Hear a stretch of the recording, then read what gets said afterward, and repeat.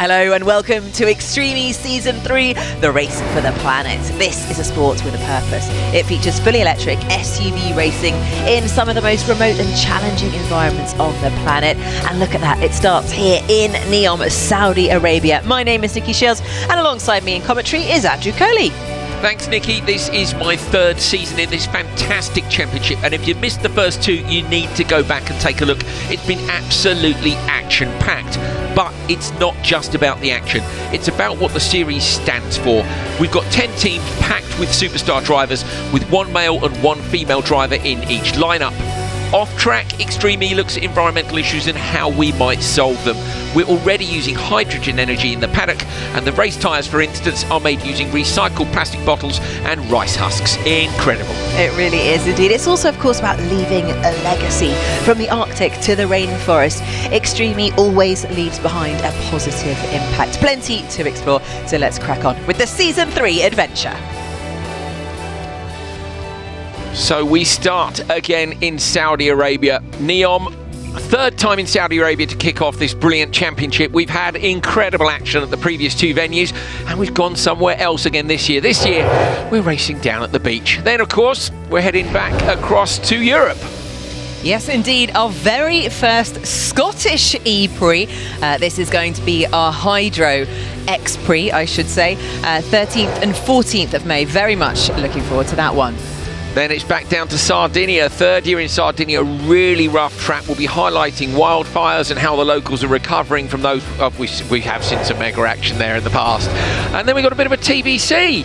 Where do you want to go, Nikki Shields? Oh, I don't know. Where are we talking? Hawaii? Oh, that sounds good to me. Yeah, so TBC, North America, South America, we'll see. Whatever it is, it will be an epic location. And then we will finish the season off in Chile, in the Antofagasta region, where there's the Copper X-Prix down by the copper mine. Absolutely stunning location. Bit of a blank canvas there. It's a track with lots of jumps and elevation changes. I absolutely love it. Looking forward to that one. But we've basically got a new championship this year. Of course, we've got 10 challenging races over some of the toughest, most diverse terrain in motorsport, and this season promises to be our biggest and best yet. So it's not just the calendar that's brand new, we've got some fresh faces among us as well. So time to meet some of the fastest drivers to walk the planet.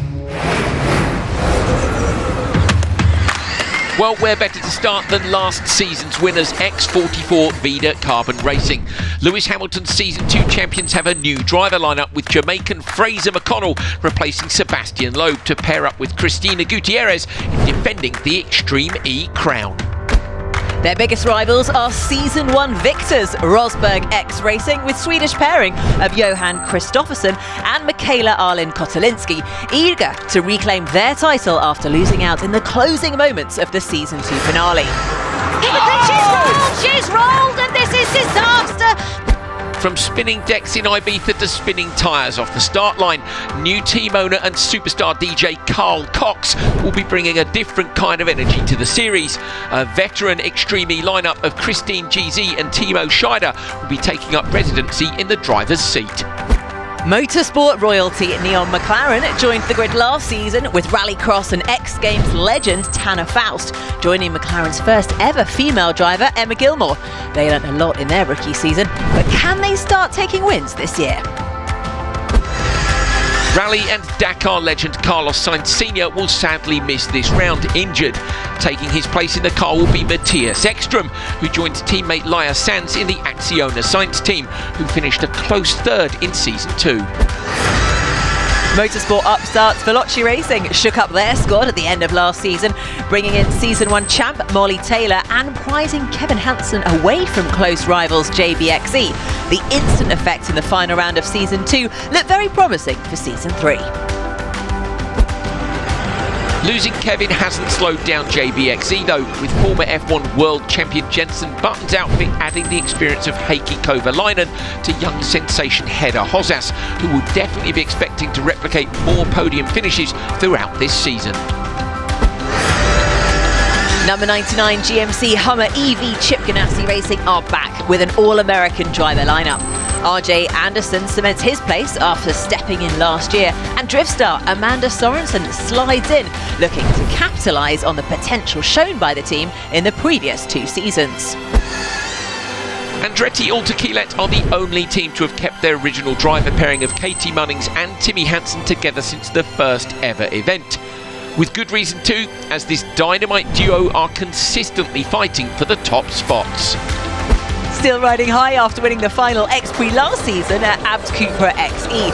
5-time Dakar winner Nasa Alatia combining with Clara Anderson, who grabbed her opportunity with both hands last season, scoring a debut podium finish in the Copper X Prix, and then following up with their maiden victory.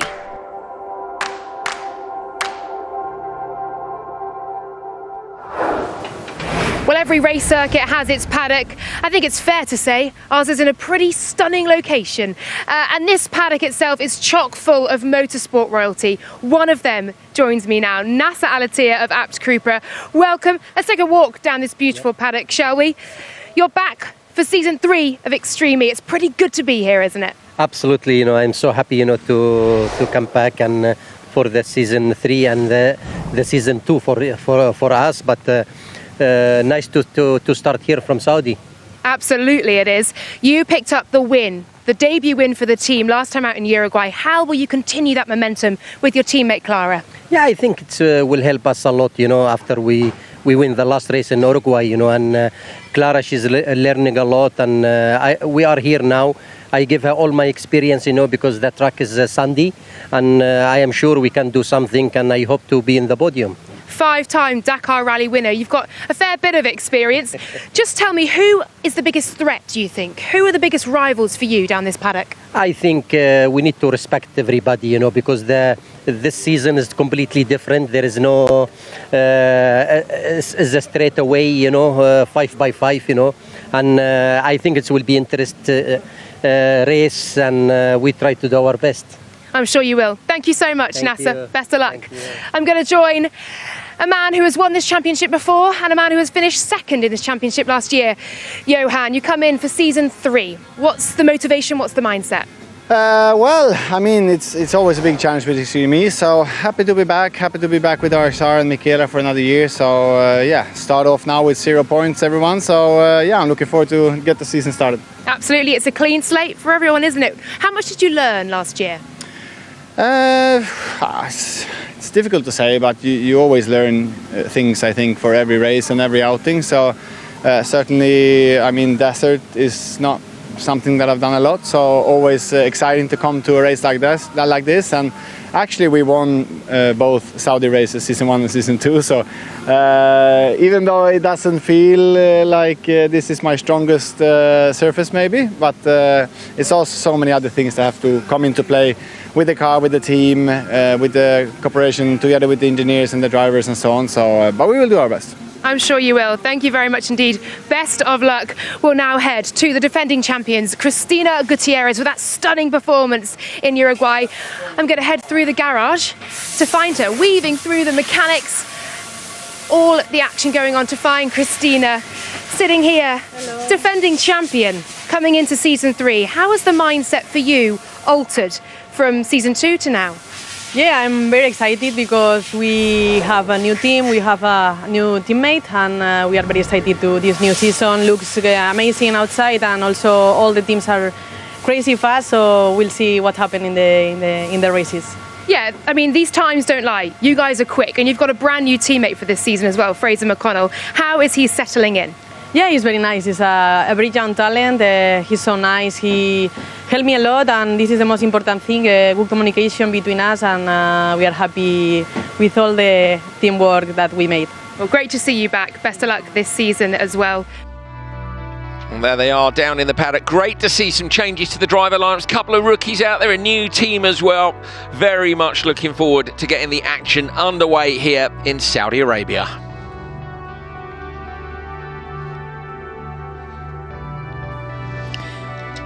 So, a reminder of the green credentials of the XE race weekend on solar that you can see there on the left-hand side of the graphic. We actually create enough solar energy on site to service 100% of the power needs of TV cameras, equipment, and also the power that's used for the Vodafone Business Command Centre, which is all pretty impressive stuff. There's also this amazing bring your own bowl policy, which actually I did this morning when I bought my own cereal in my own bowl. There you go. You see, there you're taking part, even though we're not in the paddock. Now, this is impressive as well. So this is the Neom hydrogen fuel system, which creates its own carbon-free energy on site. It's used to charge the race car batteries and supporting power units at every event. The water that is generated as a byproduct from on-site hydrogen fuel generators is used to clean the cars. So some really, really clever initiatives down on site. So we're going to take a look at the track, which we're going to be racing on this weekend. That is the start, heading up into a 90 right. We haven't seen multiple cars in that corner yet. We know it's quite tight. Heading up then a kink left, and the start of the Continental Traction Challenge at gate number 3, left of your screen now. So that section, they'll add up the times of the 2 drivers in a team, the male and the female driver, put them into a ranking, and at the end of the weekend, they'll get 2 extra championship points. Sorry, the end of the race day, because of course it's a double header now. 2 races, one on Saturday, one on Sunday. Crucially, at any point in the competition where drivers are equal in terms of qualifying points, that's used as our tiebreaker as well. Nikki, this bumpy section, we've seen in free practice, some of the jumps and bumps. It's a tricky old track, and the ruts are going to develop. Yeah, absolutely. That's what I love about this championship, is that there is no one single line that you can take on each lap. They're constantly having to change, understand the lay of the land, and it was really interesting to see the different lines that they were taking. Luckily, though, it's not too dusty, even though there's plenty of sand. It settles quite quickly, and there's lots of wind on the track as well to keep that blown away.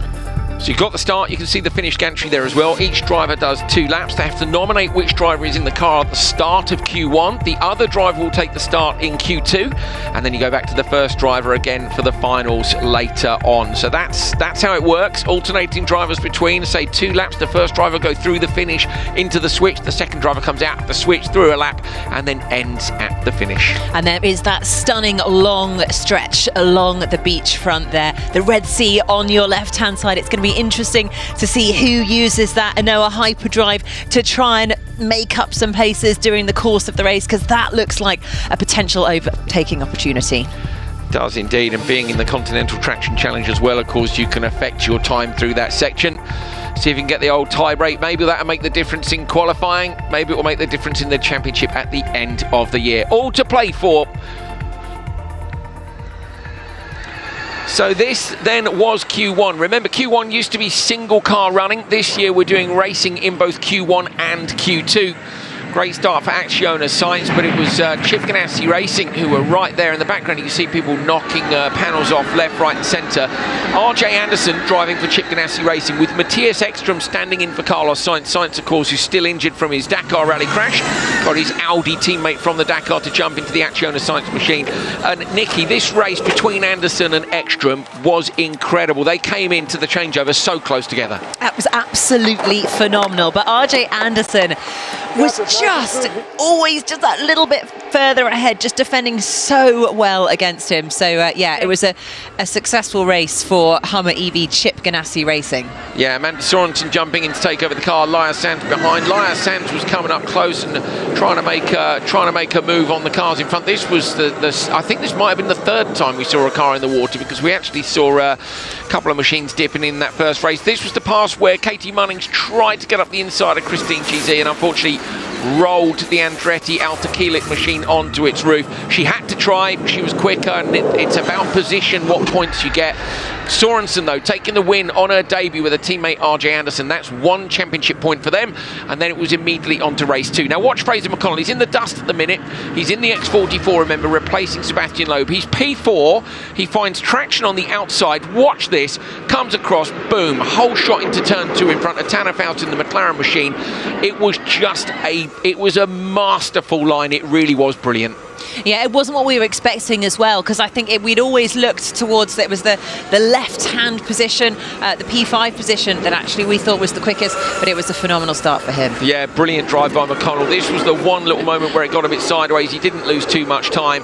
He brought the car home a nice long way ahead, and of course handing over to a reigning champion, Cristina Gutierrez. She was hopefully going to make things look easy on the second part. You can see some passing happen using the Anoa hyperdrive down that straight.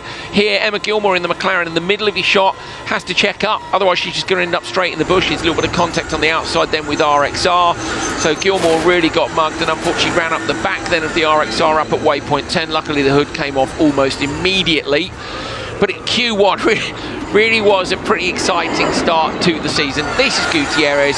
She brought the X44 machine easily home for the win. Championship point for them as well. So 1 point each for Chip Ganassi Racing and X44. Fraser McConnell looked up for a hug with his brand new teammate. So that's the end of Q1, and that puts the drivers then into their positions for Q2. So the results from Q1, basically if you're first, third or fifth, you stay in your heat. If you're second or fourth, you swap heats. So the P2 and P4 drivers from Heat 1 go through to Heat 2 and vice versa. That means we don't see the same 5 cars racing the same 5 cars in each session, mixing it up nicely ahead of Q2, which is of course still to come, and we'll decide who gets that top qualifier spot. So yeah, great stuff. Looking forward to seeing how this unfolds. 2 sessions of racing maybe doesn't suit the drivers who are used to rally and rally raid, but let's get qualifying 2 underway and we'll see who can get that top qualifier spot at round 1 of 2023.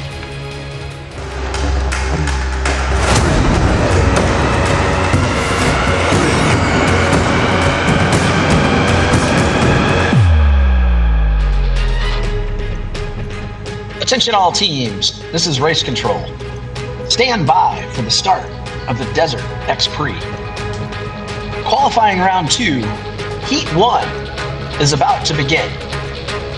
Energize your systems and prepare to race. Here we go then, Q2. Same format as Q1, we've got 2 5-car races. You get qualifying points for where you finish in these races. If you win the race, you get 1 championship point as well.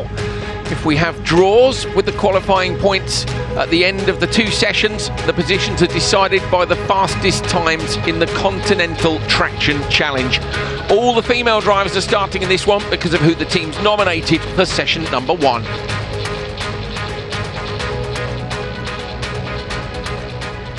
So let's take a look at how the drivers are going to be lining up ahead of this second qualifying session today here in the sun with the Red Sea just behind. What a stunning view that is. So Amanda Sorensen and Anderson are going to be on the left-hand side. Molly Taylor, Kevin Hansen, P4. Then we've got Christine Jeezy, Michaela Allen Kotulitsky and Katie Mullins.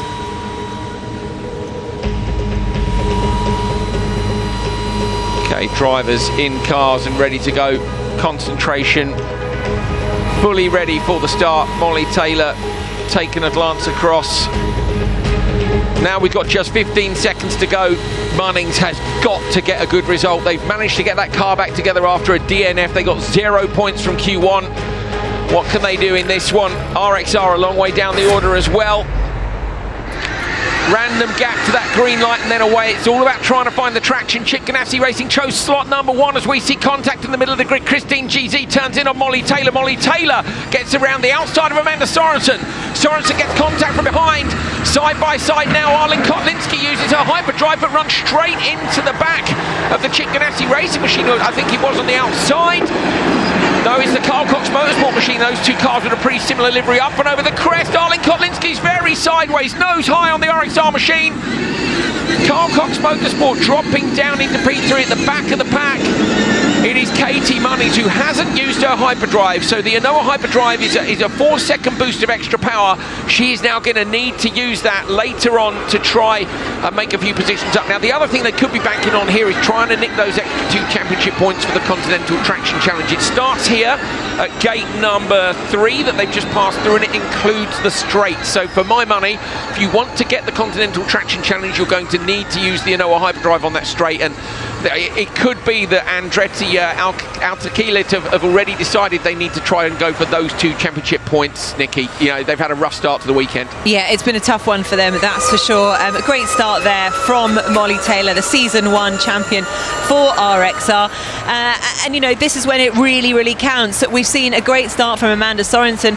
They managed to get 10 points in the first heat of qualifying, so they're going to be looking to double up again in this session.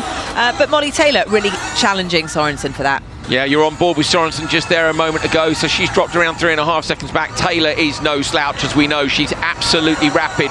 Arlene Kotlinski in P4. Munnings hasn't used that hyperdrive yet, so she's obviously hoping she can be a bit closer on the next lap if she's looking for a pass. I wonder if there's an issue with the car. I'm trying to see how far back they are. Obviously Munnings had a huge accident in the first session of the morning, managed to hit a bit of the camel grass, turn the car upside down.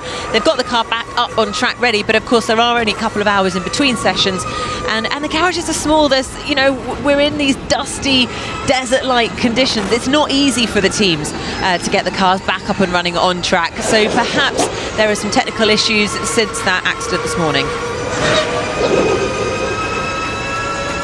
Trying to find the gaps on our timing screen, which unfortunately are missing right now. There we are, that's a look at them there, plus 16.8, so she's 4 seconds off the back of the RXR machine. Sorensen absolutely sending it over the jump there, so Amanda is no stranger to big jumps, as we know, and that is that contact the whole way down the straight? I think it might well be between Arlene Kotlinski and Christine GZ. So GZ defending her position for Carl Cox Motorsport. She did that in the last race, of course. Here we go, Arlene Kotlinski this time getting up the inside line. She makes a pass there. Look at the bodywork left in that dip there. The crest dip, crest sequence has just in bits of the car's flung off. So Arlene Kotlinski moves up to P3. RXR in the previous session were P9. So no, that's the traction challenge. In the previous session, they were 7th overall on points. So remember, they score points for each of their finishing positions, and if they're equal on points, the split is done by the Continental Traction Challenge. So they've got to get good results. Got to be in the top 5. It's interesting, isn't it, to see how the track is evolving as well. It looks like there's more dust in the air. It doesn't look like the sand is settling as quickly as it did in the first session this morning. I guess that's just due to the, you know, the fact that the sun's out.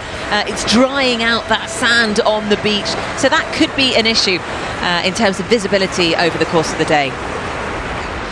Very much. There is that. Okay, Munnings now uses the Anoa hyperdrive, so the little chime that you hear, and then she lights up blooming. She's using 4 seconds of 400 kilowatts, which is 550 odd horsepower. You're on board with Taylor. We'll be swapping over with Kevin Hansen in a minute. Gap is up to 8.3 seconds, so Taylor really is hammered down now. This is the Molly Taylor that we saw for nearly all of season 1. Onto off the beach section through the hairpins again. So we were hearing earlier on, Amanda Sorensen was telling us that going alongside the edge of the beach is you're looking for more traction and smoothness, which we'd seen. But we did see, Nikki, a couple of people just went a bit too close to the water. Yeah, they went for their early morning dunk, didn't they? Laya Sanz earlier really did go, well, wheels in to the water this morning. Yeah, she made an incredible recovery, though. I mean, they still finished 2nd in their qualifying heats. I mean, they say that the electricity and water doesn't mix, but we've proved it was okay. We've driven 2 Extreme E machines into the sea 3 times this morning. Nasser Al-Attiyah and Clara Anderson both ended up in the drink as well.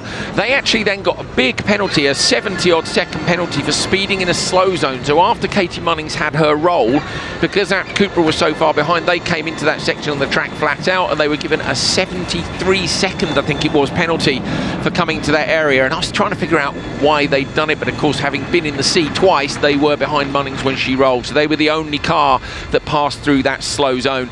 Into the switch zone now, Veloce coming in. Here is another look at the start. So inside line, you've got Amanda Sorensen out in P2. Look at that, Christine GZ just comes straight across and hits Taylor.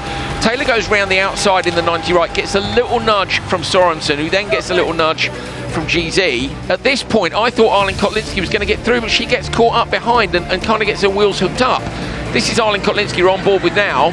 So if she'd managed to move right, she'd have got away with it, but she ends up in the back of the car here twice, and that puts them in P4, so not ideal. there really is plenty of contact at the start of this race. Wow. That's a big old hit. You don't want to land sideways either. Landing sideways is the quickest way to get yourself into a roll. So, okay, Veloce heading out. Swapping over, this is now Kevin Hansen at the wheel. There is RJ Anderson. Anderson is going to take over from Sorensen. He will be getting after it, trying to chase Kevin Hansen down. Johan Kristoffersson in P3. He'll be looking to move up. We're going to hear from Molly Taylor, who's brought the car home in P1. Molly, terrific start for you there. Just talk me through it. Yeah, a little bit of contact with Christine on the start, and then I had a pretty good entry into the first corner, and I could see that I was ahead. So yeah, I just went for it, and yeah, it worked. And then just maintaining after that. Yeah, then keep your head down. Let's see how Kevin gets on. Thank you. Well, there we are. Molly Taylor feeling very positive, as she should do after that session. But what can her teammate RJ Anderson do? So 9-second gap at the moment between Anderson and Kevin Hansen for Veloce Racing Esports. It's gone up as well, so it's just gone up, Nikki, by another second. So either Hansen is really pushing, or Anderson is slightly struggling for pace. You can see Timmy Hansen at the back of the pack. He's got 5 seconds to make up on Scheider. Unfortunately, I think Andretti Altaquila almost certainly going to be in the redemption race, which is the second of the finals. You heard Kevin Hansen use his Inoa Hyperdrive. Now, these drivers will be aiming here to get the fastest time they can down the straight, and therefore get a quicker time in the Continental Traction Challenge. With their counterpart, the 2 times are added up for this sector, and that's what puts them into their ranking. Other drivers not used it yet. Left-hand side of your screen, the little X's tell you that they've still got their hyperdrive to use. They're going to save that for lap 2. So the question is, will they be able to get close enough to a driver in front to actually use that hyperdrive to make up a position? Well, Kristoffersson, look, has chased the gap down to 1.6 seconds, is it? Look, he's now very, very close indeed. He's got to get just within striking distance. He won't know that Anderson has still got hyperdrive. Anderson gets sideways off the crest. That's going to cost a little bit of time. Johan will have seen that now, coming onto this straight section. Going to come back in for another couple of hairpins. I think Johan will wait until lap 2. We haven't seen another straight, really, Nikki, have we, that they can really exploit that 4 second of Inoa Hyperdrive. No, exactly. And as you say, it's all part of the Continental tyre traction that they need to use it at that point. Yeah, if they want those extra points, then they need to just use it on the straight. You're looking at the Carl Cox Motorsport machine. They are 1 minute and 11 back, according to our timing screen. Okay, now Kristoffersson uses the hyperdrive, trying to find a way past Anderson in front. He has found somewhere else he wants to use it in the middle of the track. Kristoffersson passes RJ Anderson, but bear in mind, Anderson still has his Inoa hyperdrive, and I think will almost certainly deploy that on the front straight coming down the beach to try and get past. But Kristoffersson there, exploring the limits again. He made some, we've seen Johan make some incredible moves over the years, but that was a great pass. Anderson now will be right behind into this crest dip section where you're just hanging onto the car. So watch for Anderson on the beach straight, coming up in just a couple of turns as Johan is really flirting with it, gets the car up on 2 wheels. This is when experience really counts, doesn't it? You can see these guys fighting against machine, against the sand, against the conditions, and yet still managing to keep control of it all. Anderson took the alternate line there, Nikki, and I don't think it was the right call. He wasn't close enough to make use of it, and that maybe has given Johan enough breathing space coming onto the straight. I'm expecting the P2 car to use its Inoa hyperdrive coming onto the straight, so watch for Anderson and Sorensen lighting up blue, trying to chase down that gap. He's a long way back, it's possibly too late. Got to use it at some point. But I'm really surprised about that, really, really surprised. Not close enough to make the pass. Maybe he thinks I'll try and make it up in the next few corners and use it where Johan used it. Timmy Hansen uses it. Look, he's coming onto the straight now. So it looks like they've made up a position, but yeah, some tricky conditions out there. I'm gutted for Munnings and Hansen. With a P4 in this race, it's not going to be enough, Nikki. They're going to be in the redemption race. 2 finals this year, the redemption race and the grand final. and no chance to move up from one to the other. Yeah, really disappointing start to the season, and I know Katie's going to carry that responsibility on her shoulders. And is that someone out? Yeah, we've got a slow zone. So we've got a slow zone here at waypoint 13, which is because the Carl Cox Motorsport machine has come to a halt. So you can see there plus a lap at the bottom of your screen. That means the drivers go through these 2 waypoints at 30 kilometres an hour. Can I just point out, you can hear the sea in the background there, which How is relaxing. cool. Yeah, it's lovely. Yeah. Take a deep breath. Yeah. And enjoy the scenery. So, Timo Schneider there. Yeah, Scheider's out with GZ. That probably means they're going to be in the redemption race as well. So we've got, because remember, a DNF is 0 points. So we've got 2 teams there which are highly likely. Scheider and GZ were P5 in the first qualifying session. Kevin Hansen takes the finish line for Veloce. So that's a championship point for them, and another good result. I reckon that will see them through to the grand final. Rosberg X Racing P2 for Kristoffersson. That's a decent result for them as well. With retirements for 2 teams, there is a chance they're going to make it through. We've got to wait and see what the results are in race 2 of Q2. Over the line, Hansen, Timmy Hansen that is. You're looking at Kevin Hansen winning that encounter with Molly Taylor. Brilliant start by Taylor, and no looking back from there, Nikki. They smashed it there. What a way to start the season.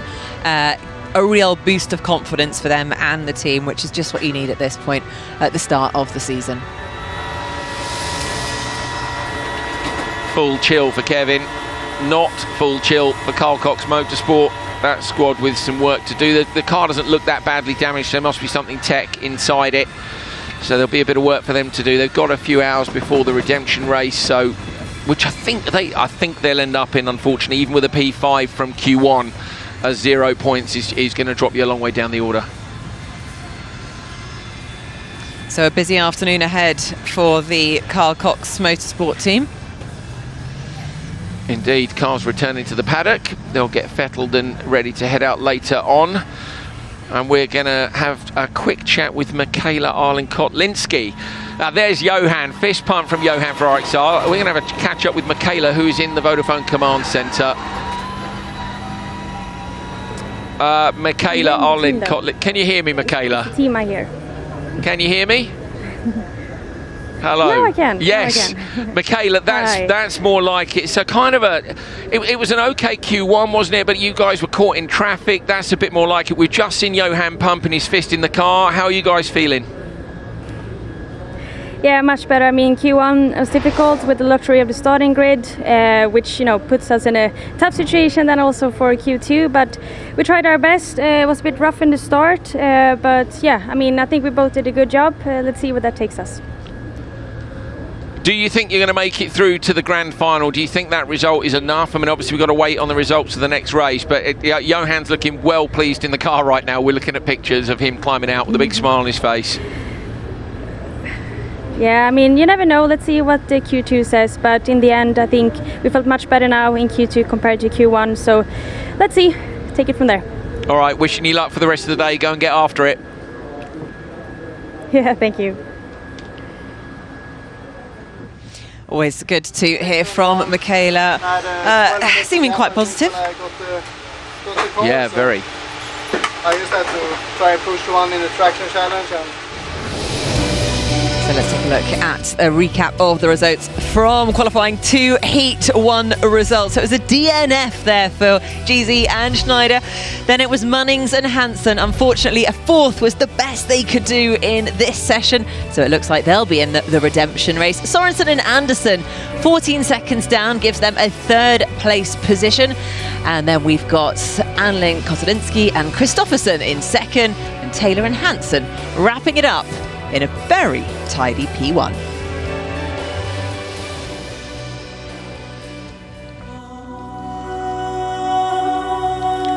So one of the top drivers in this championship this year is, of course, Mattias Ekström. Brings incredible pedigree to the table.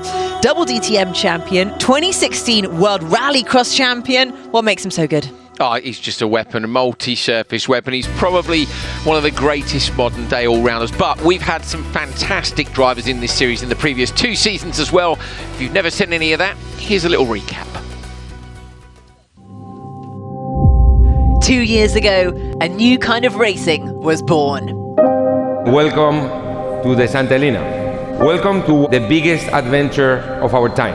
A revolution in speed and sustainability. Wouldn't it be great to be a part of something that really does make a difference? A showcase of technology and innovation. Extreme E. No lifting! Oh, he hit each other! Oh, look at that! An all-electric off-road racing series travelling to the most remote corners of the planet to highlight the effects of climate change. In season 1 and 2, the series visited 7 different locations around the world, starting in Alula, Saudi Arabia. Christopherson goes out wide, now he's going to make the cut back and try and carry the speed through the corner. He kicks the car up really high. The race was won by Rosberg X Racing, a team led by 2016 Formula 1 world champion Nico Rosberg. The championship in season 1 went down to the wire as RXR battled Lewis Hamilton's team X44 throughout. After 4 dramatic rounds, it came down to the final race of the season. 3 laps to decide our champion. Incredibly, Rosberg X Racing took the title by the tightest of margins, with a tie-break having finished the season on the same championship points as X44. As season 2 got underway, RXR continued their winning ways, dominating at the opening Desert X Prix. Johan Christopherson, the reigning champion, crosses the line to take the win in round 1. Round 3 in Sardinia saw Johan's new teammate for season 2 also delivering the goods. Michaela Arlen Kotlinski at the wheel, past Jutta Klein-Smith, just into the water splash, and RXR take the win in round 3. But in round 4 in Chile, X44 were determined to fight back. Wow, X44 muscle their way through. Look at them go, almost over at the same time. They took their first win of the season to leave them within touching distance of the title as we headed to the final round in Uruguay. And look at those 2 title rivals going together all the way. It's RXR versus X44. Sebastian Loeb fires up the inside. X44 have won this championship. A title each for Nico Rosberg and Lewis Hamilton's teams in the first 2 seasons. Can one of them make it too? Or will there be a new name in the Extreme E history books as the new championship fight gets underway? Well, there are 10 teams and 20 drivers in Extreme E, but we also have a team of scientists on the ground as well. I'm joined by one of them now. Professor Carlos Duarte joins me here, marine ecologist and chair of the Extreme E Scientific Committee. Tell me, what on earth does the Scientific Committee do over the last 3 seasons of Extreme E? So Extreme E is the first sport to have a scientific committee, and our role is to guide the climate action program of Extreme E that is called the Legacy Program. But we also work with all of the Extreme E partners to raise awareness on climate action and climate science and solutions for our climate crisis. We say we're racing with a purpose through Extreme E. So we not only come and provide brilliant sporting action, but also hope to leave a lasting, positive environmental impact, a legacy wherever we go as well. Tell us more about those projects. Yeah, so the Scientific Committee contains a range of skills and expertise from climate, from polar science, for marine ecology, and also deserts. And then we design projects that repair the environments where we race and that are impacted by climate change. So those projects are running continuously since season 1, and they spread all across the planet. For instance, raising awareness on climate change in Greenland with children, planting trees in Saudi Arabia, in Senegal, and also in the Amazonia, and also saving turtles in the Red Sea, as well as other projects to rewild environments like in the UK and also Saudi Arabia. Yeah, because Saudi Arabia is your playground. This is your area. Yeah. Tell us about the specific programs that you have here. Yeah, so this is the 3rd season we race in Saudi Arabia. In fact, the Extreme E inaugural race was in Saudi Arabia. And in the 1st season, we introduced a project to mitigate the impact of sea level rise on sea turtles in the Red Sea, because their nests are really now flooded by rising seas. So we have a program that's been ongoing for 3 years to relocate nests at risk and also raise awareness on the risk of sea turtles We also introduced a project of afforestation in La Lula. There's a community-led project, and it's based on planting fruit trees, so there's benefits for the environment, the community. And in Neom, already we are in the second year of our rewilding project, where we are repairing the ecosystem and bringing back the large animals that maintain the ecosystem healthy. A huge amount of work ongoing. Indeed. Well done to you. Yeah, so it's going around the clock. Whether Extreme is racing or not, those projects continue and are a legacy for the environment and the people. Brilliant stuff. You're making a huge difference. Thank you, Carlos. Yeah, thank you.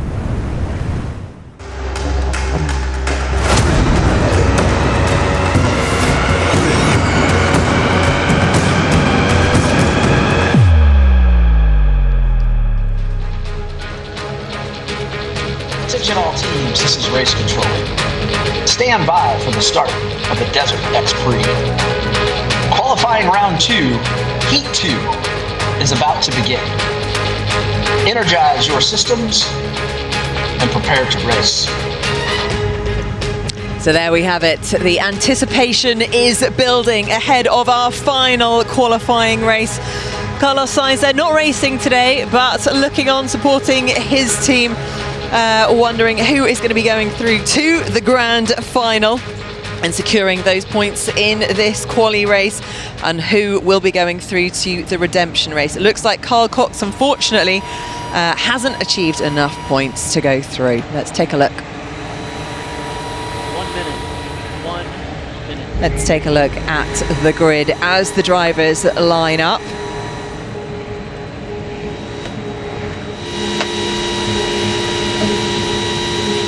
So first up, we've got X44 is lining up on the left-hand side. Cristina Gutierrez. So there we have it. Right, so this makes it a bit easier. So we've got Laia Sainz in P5 on the left-hand side. Cristina Gutierrez alongside. Then we've got Hedda Hossa, the Norwegian driver, Clara Anderson, and finally Emma Gilmore for the Neom McLaren team. Here we go then, final qualifying race of round 1 of Extreme E 2023 about to get underway. Absolutely crucial for some of these teams that they get a good result. Who's going to get a decent start? And we've seen how important turn 1 and turn 2 are. On board there with Gutierrez as she lets the handbrake go and lets rip off the line. Slots in behind Laia Sainz. Laia Sainz has got an incredible start. Backs the Acciona Sainz machine into turn 1. She's about 3 car lengths ahead already. Emma Gilmore runs the car out really wide at the perimeter space. Hedda Hossa uses her hyperdrive. No hyperdrive already, and Gutierrez responds in P3. Gutierrez looking up the inside line ahead of Hossa. Can she make that stick? Acciona Sainz, she has. Acciona Sainz lead in the background. They're side by side. Hossa Gutierrez moves up into P2. So Gutierrez and McConnell looking for a top qualifier spot here in the last race. Chickenazzi Racing, I think, were P2 if I remember correctly, so they're on 18 points. So X44 need a similar score as you see Hossas and Emma Gilmore side by side in the background now. Gilmore goes left at the split here. Hossas going to take the right line. That will give Hossas a slightly better entry into this one. But I think Gilmore is far enough forward. So, okay. Back of the pack, Clara Anderson, P5. She's got to make some moves. They ended up in the drink twice in Q1, and in the drink, I mean in the sea here. In the shot, the Red Sea, they ended up hooking a wheel and ended up nose in at the minute. Sands leads for Acciona Sainz. Gutierrez is in P2 for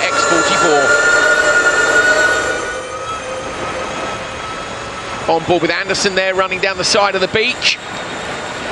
She hasn't used her hyperdrive yet. Gilmore's got hers left as well.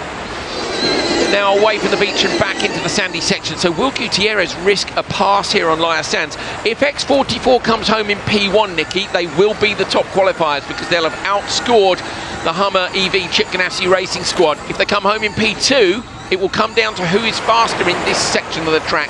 Over the crest there you can see the Continental Traction Challenge. That's where that ends, and it starts way back at waypoint 3. So all to play for as you see Hossas, the rear end of that car, kicking up so high. So much to play for at the moment. And what's really interesting is who is going to still be playing for the Continental Traction Challenge and who is still thinks they're in the running for the grand final. I mean, Carl Cox's team, they only got 6 points in that first qualifying run.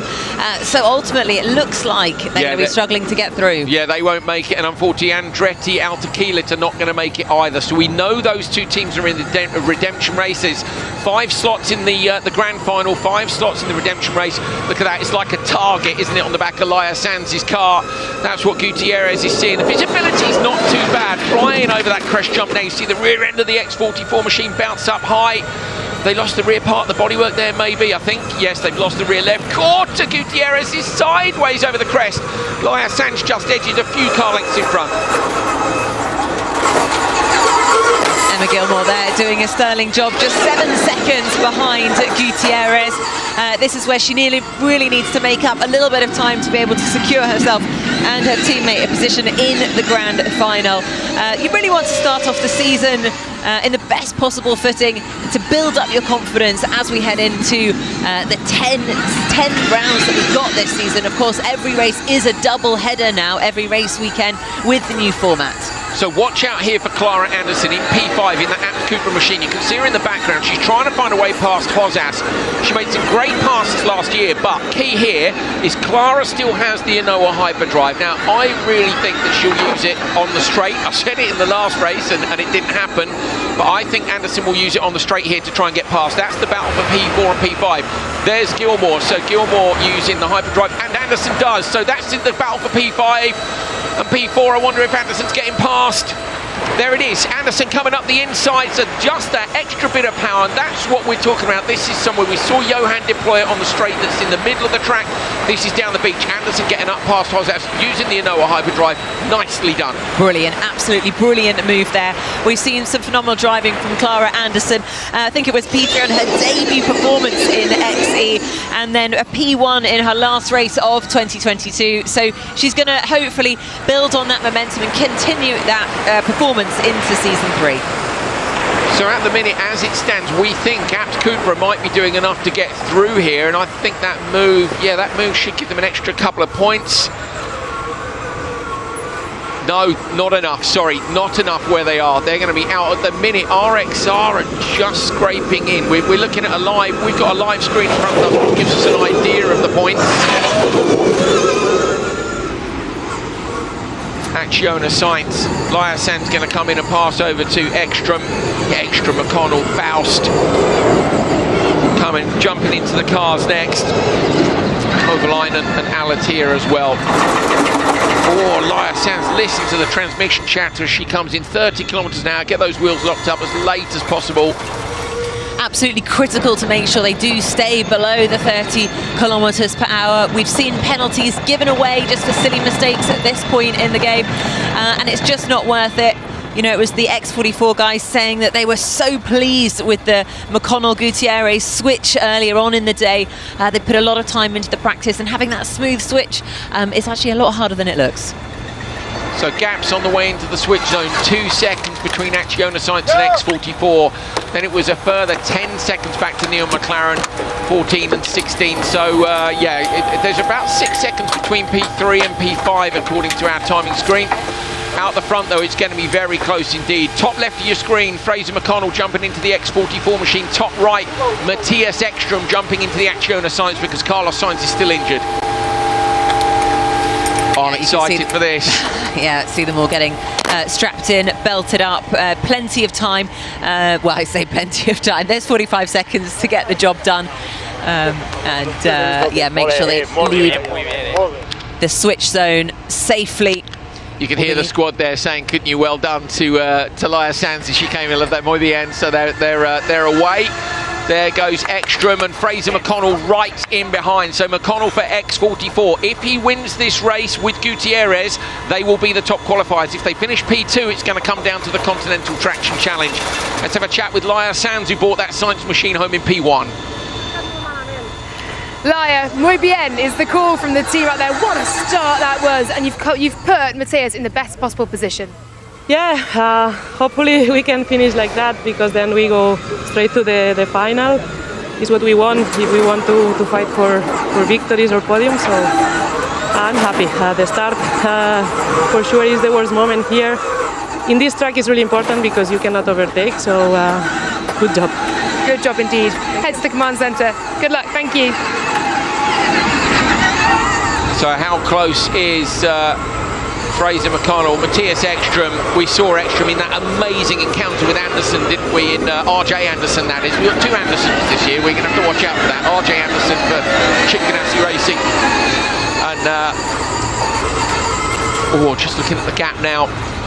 Clara Anderson, sorry, just looking at gaps as well. Clara Anderson in for Abt Cupra. There's two S's for Anderson, Clara, and one S for RJ Anderson. Unfortunately, that doesn't help with commentary. Exactly. If we're only listening to you, you've got no idea. But yeah, Ekstrom had that incredible fight. He was up so close. RJ Anderson paid him a real compliment, said he's such a pro, he raced me so clean. And the pressure was piled on through the entire encounter. But he never did never gave him a nudge, never did anything underhand. Fraser's going to try and get close. It's 2.8 seconds at the minute. I'll say, if it comes down to the traction challenge, at the minute, or certainly as it stood after the previous session, Nikki, the fastest team in the Continental Traction Challenge was X44. So they would take the top qualifier on countback. But actually, Sainz have got it now. But X44 is still ahead of GMC Hummer EV Chip Ganassi Racing. So at the minute, top qualifier will go to X44. Okay, brilliant. And obviously you get an extra point for qualifying in each race at the top. So all good news for extra points there.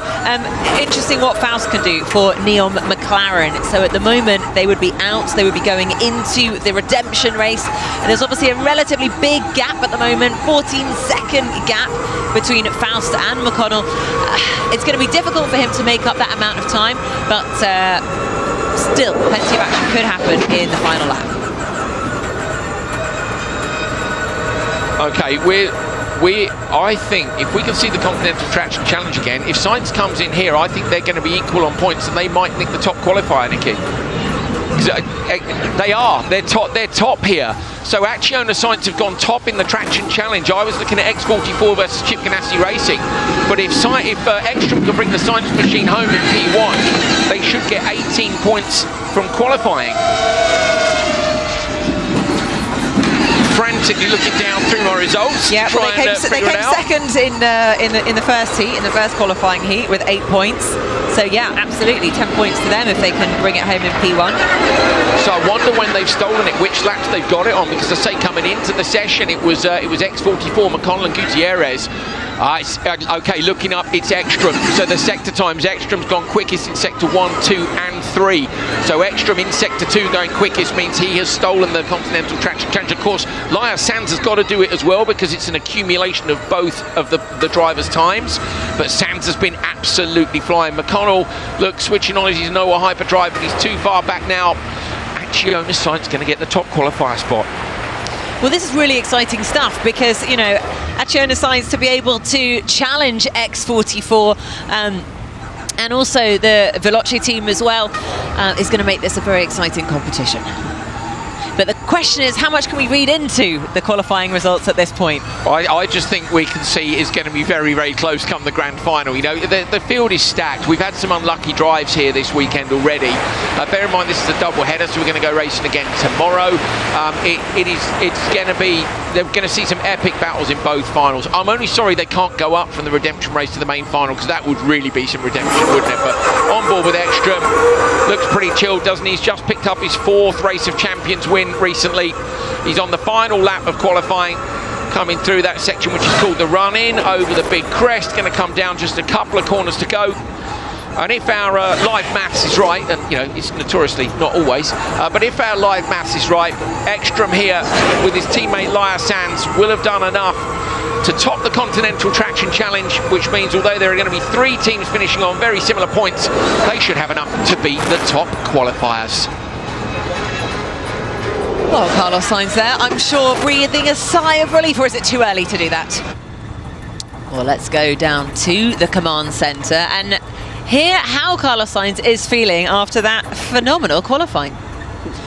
Carlos, how are you doing? Yeah, of course, very happy for sure. You know, has been really good 2 qualies, especially the second one, and yeah, very good, very happy for the team.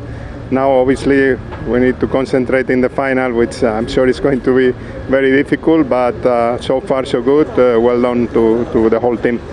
Congratulations. How is it feeling not being in the race car? Thank you so much. Yeah, it's a different feeling. Of course, you know, the adrenaline is a little bit different.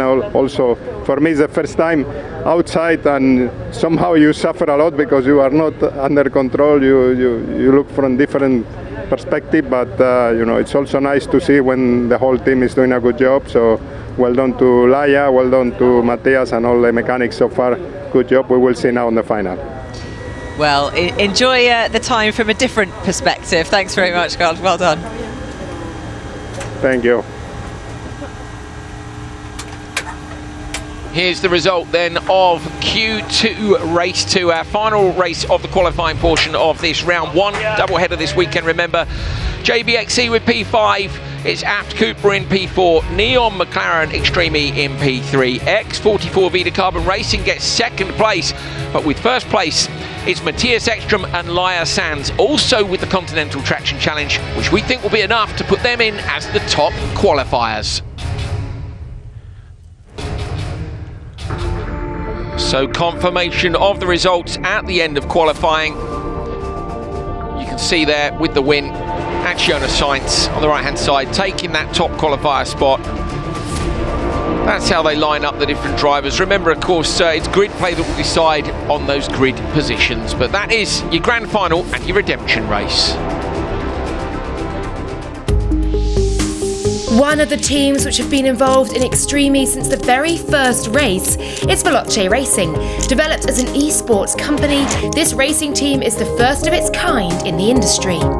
Veloce started back end of 2017, beginning of 2018. Formula One had just gone under a change of ownership, renewed focus on digital audiences and a younger demographic. And we saw a Formula One esports event, all these young drivers taking part from all around the world, qualified through the internet. And we looked at who signed them, who had the rights to them, who was representing these drivers, and the answer was nobody. So we got underway with signing all of these talents, and it was a great business, but we couldn't scale it. Fast forward to who and what we are now. Extreme E first came onto our radar actually through being involved in the sport. Jean-Eric Verne is a good mate of mine. We were teammates in Formula 3. We actually were flatmates for a while, and he's a shareholder in the business. We were sat in Monza together with Dan at the Formula 1 Grand Prix, and I think that week Extreme E had been announced. We loved the project. We loved what it stood for. All of its core values. I mean, it's Planet Earth meets America's Cup meets, I mean, it's nothing like this has ever been done before. So we were like, we've got to do this, we've got to find a way to do it, and we did. It was straight away something that I wanted to be a part of. Very quickly I realized that I could not be a driver because that's a different set of skills that I don't have. To have something also in the real world of sports was important for Veloce, and what better championship than Extreme E, so it came pretty naturally to form the team together.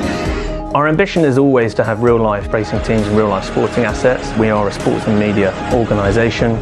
Felt like a perfect fit, Extreme E, for us. You know, from the beginning, everything the series stands for, we stand for as an organisation. Quality in sport, men and women together, equal amount of running, equally as important to the end result in the race, which was great. It made a lot of sense to come on board. So Veloce Racing operates and was built really a little bit unconventionally from a racing team perspective. We were and still are an esports and gaming business. So to build out our racing side, we had to really invest in that expertise. And having Kevin and Molly, we've really sort of slowly taken steps to move in the right direction to help us really spearhead our charge. Veloce is a fantastic company, and it's so different to any other motorsport team that I worked with in the past. This company has really pioneered in motorsport. Coming from the esport background, I think you can get a lot of knowledge on how to manage a race team and what you need to do to perform, because the esport world is so competitive, and there's anyone can do it.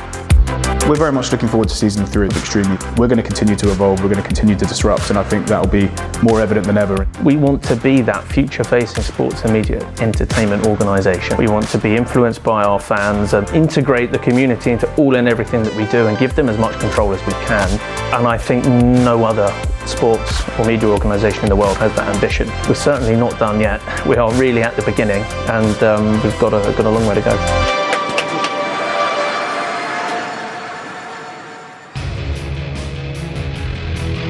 Well, getting ourselves ready for the last two races, not of the weekend, of the day, because of course it's double header time this season. 5 locations, 10 races, twice as many points up for grabs.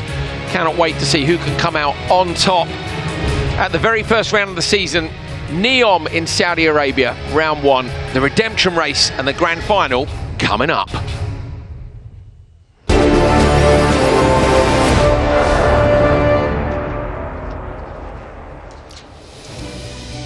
We're in Neom, an absolutely stunning track that lines the coast of the Red Sea in Saudi Arabia. It kicks off the first race weekend here of Season 3 in Extreme E. Look at that stunning black backdrop. We've had plenty of action so far and so much more to come. My name is Nikki Shields, and alongside me in the commentary box is Andrew Coley. Yeah, thank you, Nikki. Great to have you here. We want to give a shout out and sense of love to Jenny Gow, who of course was the co-commentator with me for the whole of the first 2 seasons. And Jenny's had a pretty rough winter. We know you're working super hard on your recovery, Jenny, and she's going to be back in the commentary box. But thank you to Nikki Shields for keeping the seat warm. Nikki, how's your first experience of Extreme E been as we see some shots of the people that have made it through to the grand final? Well, as you say, we are missing Jenny, but it has been a bit of a treat to keep Jenny's seat warm. What a phenomenal series this is to be part of. I mean, the action has been non-stop. The qualifying races, absolutely superb. Proper wheel-to-wheel action. I mean, look at that. Flying high. We've had cars upside down. We've been going alongside the Red Sea. We've been in the water. 3 I never cars. thought. Yeah, well, one car went in twice. On that. Yeah, we've had cars in the Red Sea, as we say. We really weren't expecting that. The drivers were flirting a bit with the traction that's along the edge of the shoreline. Yeah, McConnell's incredible move in turn 1. A bit of a fight back for RXR. Look at that up on 2 wheels. The roll for Katie Munnings. If you've missed any of it, you need to go and have a little look back. But yeah, some absolutely brilliant action. Round 1 of 10, round 1 of 2 this weekend. So this is where we were at the end of qualifying. 3 teams on 18 points at the top after Q1 and Q2. So that tiebreak is decided by the Continental Traction Challenge. It actually meant that it was Ekstrom and Laya Sands who were the top qualifiers. What you're seeing there are the grid positions following on from grid play, which happened earlier on.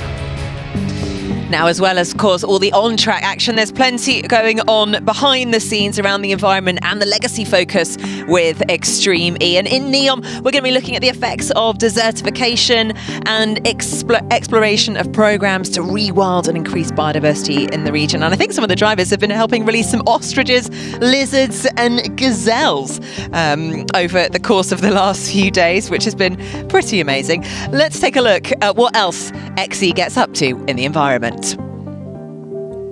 So for over a century, we have been using fossil fuels as the convenient carrier of energy to trade energy in the world. And yet we have now realized this came with a big risk, which is climate change. So in the quest for a new source of energy, we are obviously converging in renewable sources like wind and sun. But the problem with those renewable sources of energy is that they can be input directly on the grid, but we need to trade it. So how to trade the sun and the wind to places where wind and sun are not abundant? So the solution to that is hydrogen. And hydrogen is actually a solution to that because it's the way nature works. Hydrogen is the most abundant element in the universe and mainly exists on Earth in water. To extract it, we need to split molecules. To do this, you can use electrolysis powered by clean electricity. Next, you can mix the hydrogen with oxygen in a fuel cell, which comes into contact with a catalyst and produces electrons which can be stored in a battery for later, and clean water. Hydrogen basically can replace all of the uses that we have now in place, even in industry, for fossil fuels. Hydrogen can power industry, vehicles, domestic power supply, and even space exploration. For the last 2 seasons, the Extreme E Paddock has been powered by hydrogen. For the first race of Season 3, Inoa has developed a new and innovative fuel cell system to power the entirety of the event in Neom. Behind us is a massive 1 megawatt fuel cell system, which is gonna power the whole race. And it will leave no trace, no carbon. The only thing it leaves is clean electricity and clean water. What we are demonstrating here is that a conversion from fossil energy to renewable and clean energy is possible. Right now, the revolution of hydrogen and the excitement about that revolution sits in industrial settings, it sits on laboratories, but it's not widely shared with the public. So I'm really excited of the opportunity to, through Extreme E, to share the excitement of the hydrogen revolution with the fans and the public. And that's truly important, because to win this battle and the race against climate change, we really need to embrace and adopt the hydrogen revolution.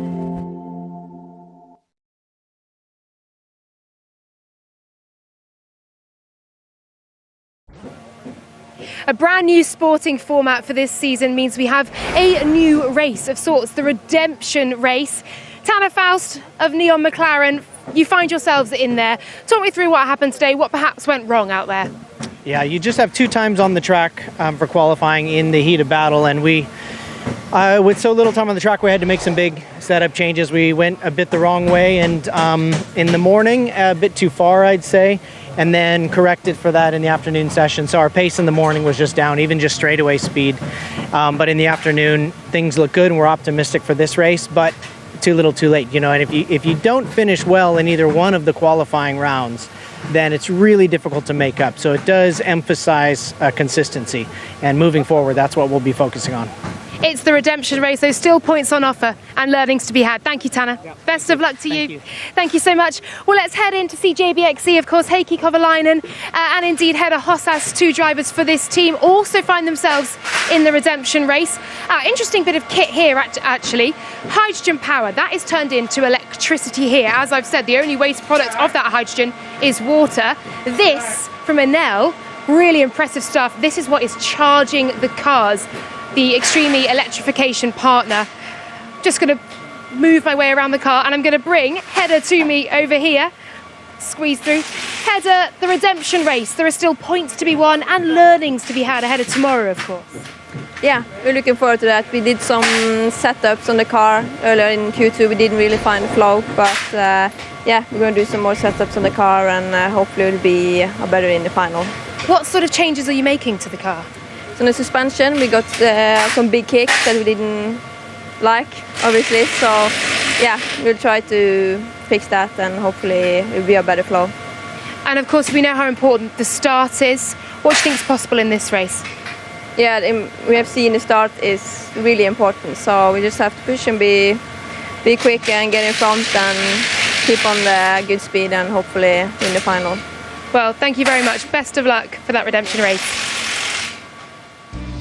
Yeah, not long before the redemption race gets underway, and one of the drivers looking to impress is rookie driver Heikki Kovalainen. He's obviously got a huge amount of experience when it comes to Formula 1, Super GTs, but this is really his first proper experience going off-road. So this is going to be his opportunity to showcase his racecraft. Can he pull it across from the other disciplines and use it here in Extreme E? Because JBXE, they're going to be looking to maximise the 8 points that are available in this redemption race.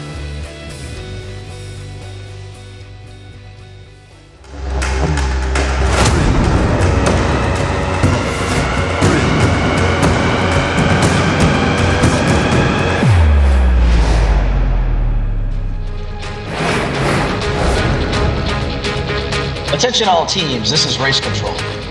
Stand by for the start of the Desert X Prix. The redemption race is about to begin. Energize your systems and prepare to race. Wow, all smiles. I don't know what joke they're sharing in the Vodafone Business Mark Centre. Schneider there. Hello, Centre, Mark. sorry. Share the joke. I don't think they're. It won't be quite so funny when they get down to turn 1. Let's put it that way. But I do like the fact they're all in there together. Great to see that atmosphere. We hope you guys at home are enjoying this. This is our first finals of the year. There's one of the safety cars waiting to pick someone up. Hopefully not Katie Money. She's had a ride in that already today. Some of the fantastic wildlife that we're looking to protect here. And yeah, we're about to go. We're about to go. I'm Absolutely pumped. Cannot wait to see how these cars are going to do. So on the left-hand side, we've got Tanner Faust in for McLaren XE. Abd Cooper XE has got Nasser Al-Attiyah back in the driving seat. Then we have in the middle for JBXE, Jenson Button's team, Heikki Kovalainen, rookie driver, looking to impress today. And a brand new team, Carl Cox Motorsport, looking for a bit of redemption here to try and score some first points of the season with Timo Scheider. And finally, right on the right-hand side, we have Timmy Hansen back again for Andretti Al-Takiat. Okay then, eyes on those lights. It's a random gap between when the green comes on, so none of the drivers can predict it away. Look at that reaction time, almost equal across the whole grid, moving backwards for Carl Cox Motorsport. Sideways contact there. Al-Attiyah into Tanner Faust. Tanner Faust has the inside line, the whole shot. Kevin Hansen, Kovalainen. Hansen was in that car last year, has moved to the inside line. He's trying the Fraser McConnell move. Can he pull it off on Faust as well? McConnell went round the outside of Faust in one of the qualifying sections. No, he can't. Roll in the background. That's the Andretti machine's gone over again. Timmy Hansen this time has dipped off in the inside of turn 2. The car's upside down. Faust leads. Al-Attiyah slots in behind. Heikki Kovalainen in P3. Sand flying up in the background. Where's Timo Scheider? There he is. Now, did the Andretti Al-Takiat machine land on its wheels or its roof? I reckon it's on its roof. But at the minute, it is Tanner Faust leading for Neom McLaren XE and Al-Attiyah in P2. Wow, I mean, so much action there to unpick from the start of that race. But clearly, Tanner Faust had the advantage in the P1 position on the left-hand side, managed to get a nice, clean start away from the rest of the pack. They're up the right way, but they're going no further. Frustration on Hansen's face. Look at that, he's gutted that. It's just a shocking start for the weekend. Munnings isn't even going to get a look in. They're going to have to write this one off, Nikki, and just go again tomorrow. Devastating, absolutely devastating for the Andretti Al-Takiat team. But look up ahead. So we've got Neom McLaren up against Abd Cooper going Al-Attiyah's gone over. Sorry, Nikki. Al-Attiyah's gone over the front of the McLaren in the exact same place as Katie Munnings tried to pass. Tanner Faust has had to miss that flag. Heikki Kovalainen's missed it as well. In theory, that's a 10-second penalty each. But if he's been forced off the track by a shunt, I think the stewards might look on that favourably. So absolute carnage. There's Al-Attiyah on his side, just looking super chilled for a man who's unfortunately had the exact same crash that Munnings had this morning, only hasn't quite gone over. Unbelievable. Once again, that camel grass just getting in the way, causing issues, getting the cars to turn over. I mean, so much action again before the start of even one lap completed. But good to see that Nasser is okay. But the race does continue.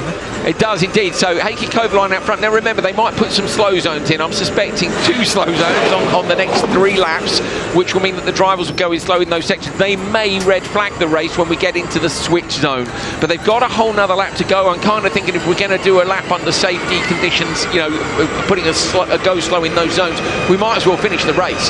So let's see. It depends a bit where the cars are. Yeah, absolutely. Who would have thought the first race would end up is basically just a double header at the moment between Kovalainen and Faust. I mean, this is going to be a fantastic battle on their hands. Yeah, it is. Look up ahead. Let's see where Timmy Hansen is. They're coming up towards that moment. Faust getting sideways, looking for the inside line. Can't find a way through here. There's a little jump crest. He's right in behind Kovalainen. Look in the background. You can see all the signage has been destroyed as well. So Hansen's off the road somewhere. It looks like turn 2 is clear, Nikki, so no need to red flag for that. We have got the screen is showing a yellow, and I think that will just be a go slow, as I say, in that one section where Al-Attiyah is parked on his side.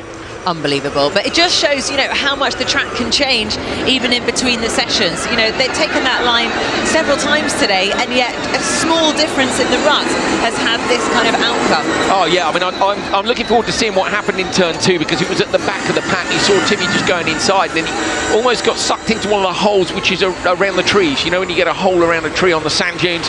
Tanner Faust dropping right down onto the sand. Is he going to move across and do it again, the wet sand? And you can see out in front Heikki Kovalainen doing the same thing. Speed bottom left of your screen. They're capable of around 125 miles an hour flat out. Remember, they weigh about 1,800 kilos, 550 horsepower into the go slow zone. So now they're on the pit lane limiter. Let's see. There's Al-Attiyah's car. So the Abd Cooper machine on its side at the side of the track. We're still waiting to see if any of the results will be under investigation. Look at that. It's just wrecked bodywork everywhere. Clambering up the top to get through the gate. The right-hand side of that waypoint gate is gone. in theory, they should be able to gun it from there. Yes, they have. So they're away again. And in the background, it's Timo Scheider for Carl Cox Motorsport trying to get up with these guys. Huge knock-on effect for the rest of the paddock. Of course, you know, unfortunately, Katie Munnings won't get out. Clara Anderson won't get out. That is the frustration when you're sharing a drive. You're so keen to look to impress in the course of this race. But of course, it does rely on your teammate bringing the car home in one piece for that driver switch, which unfortunately hasn't happened for Abd Cupra and Andretti Etequila in today's race. I'm loving the fact we've got McLaren here with us. They were here with us, talking to McLaren. There's Emma Gilmore.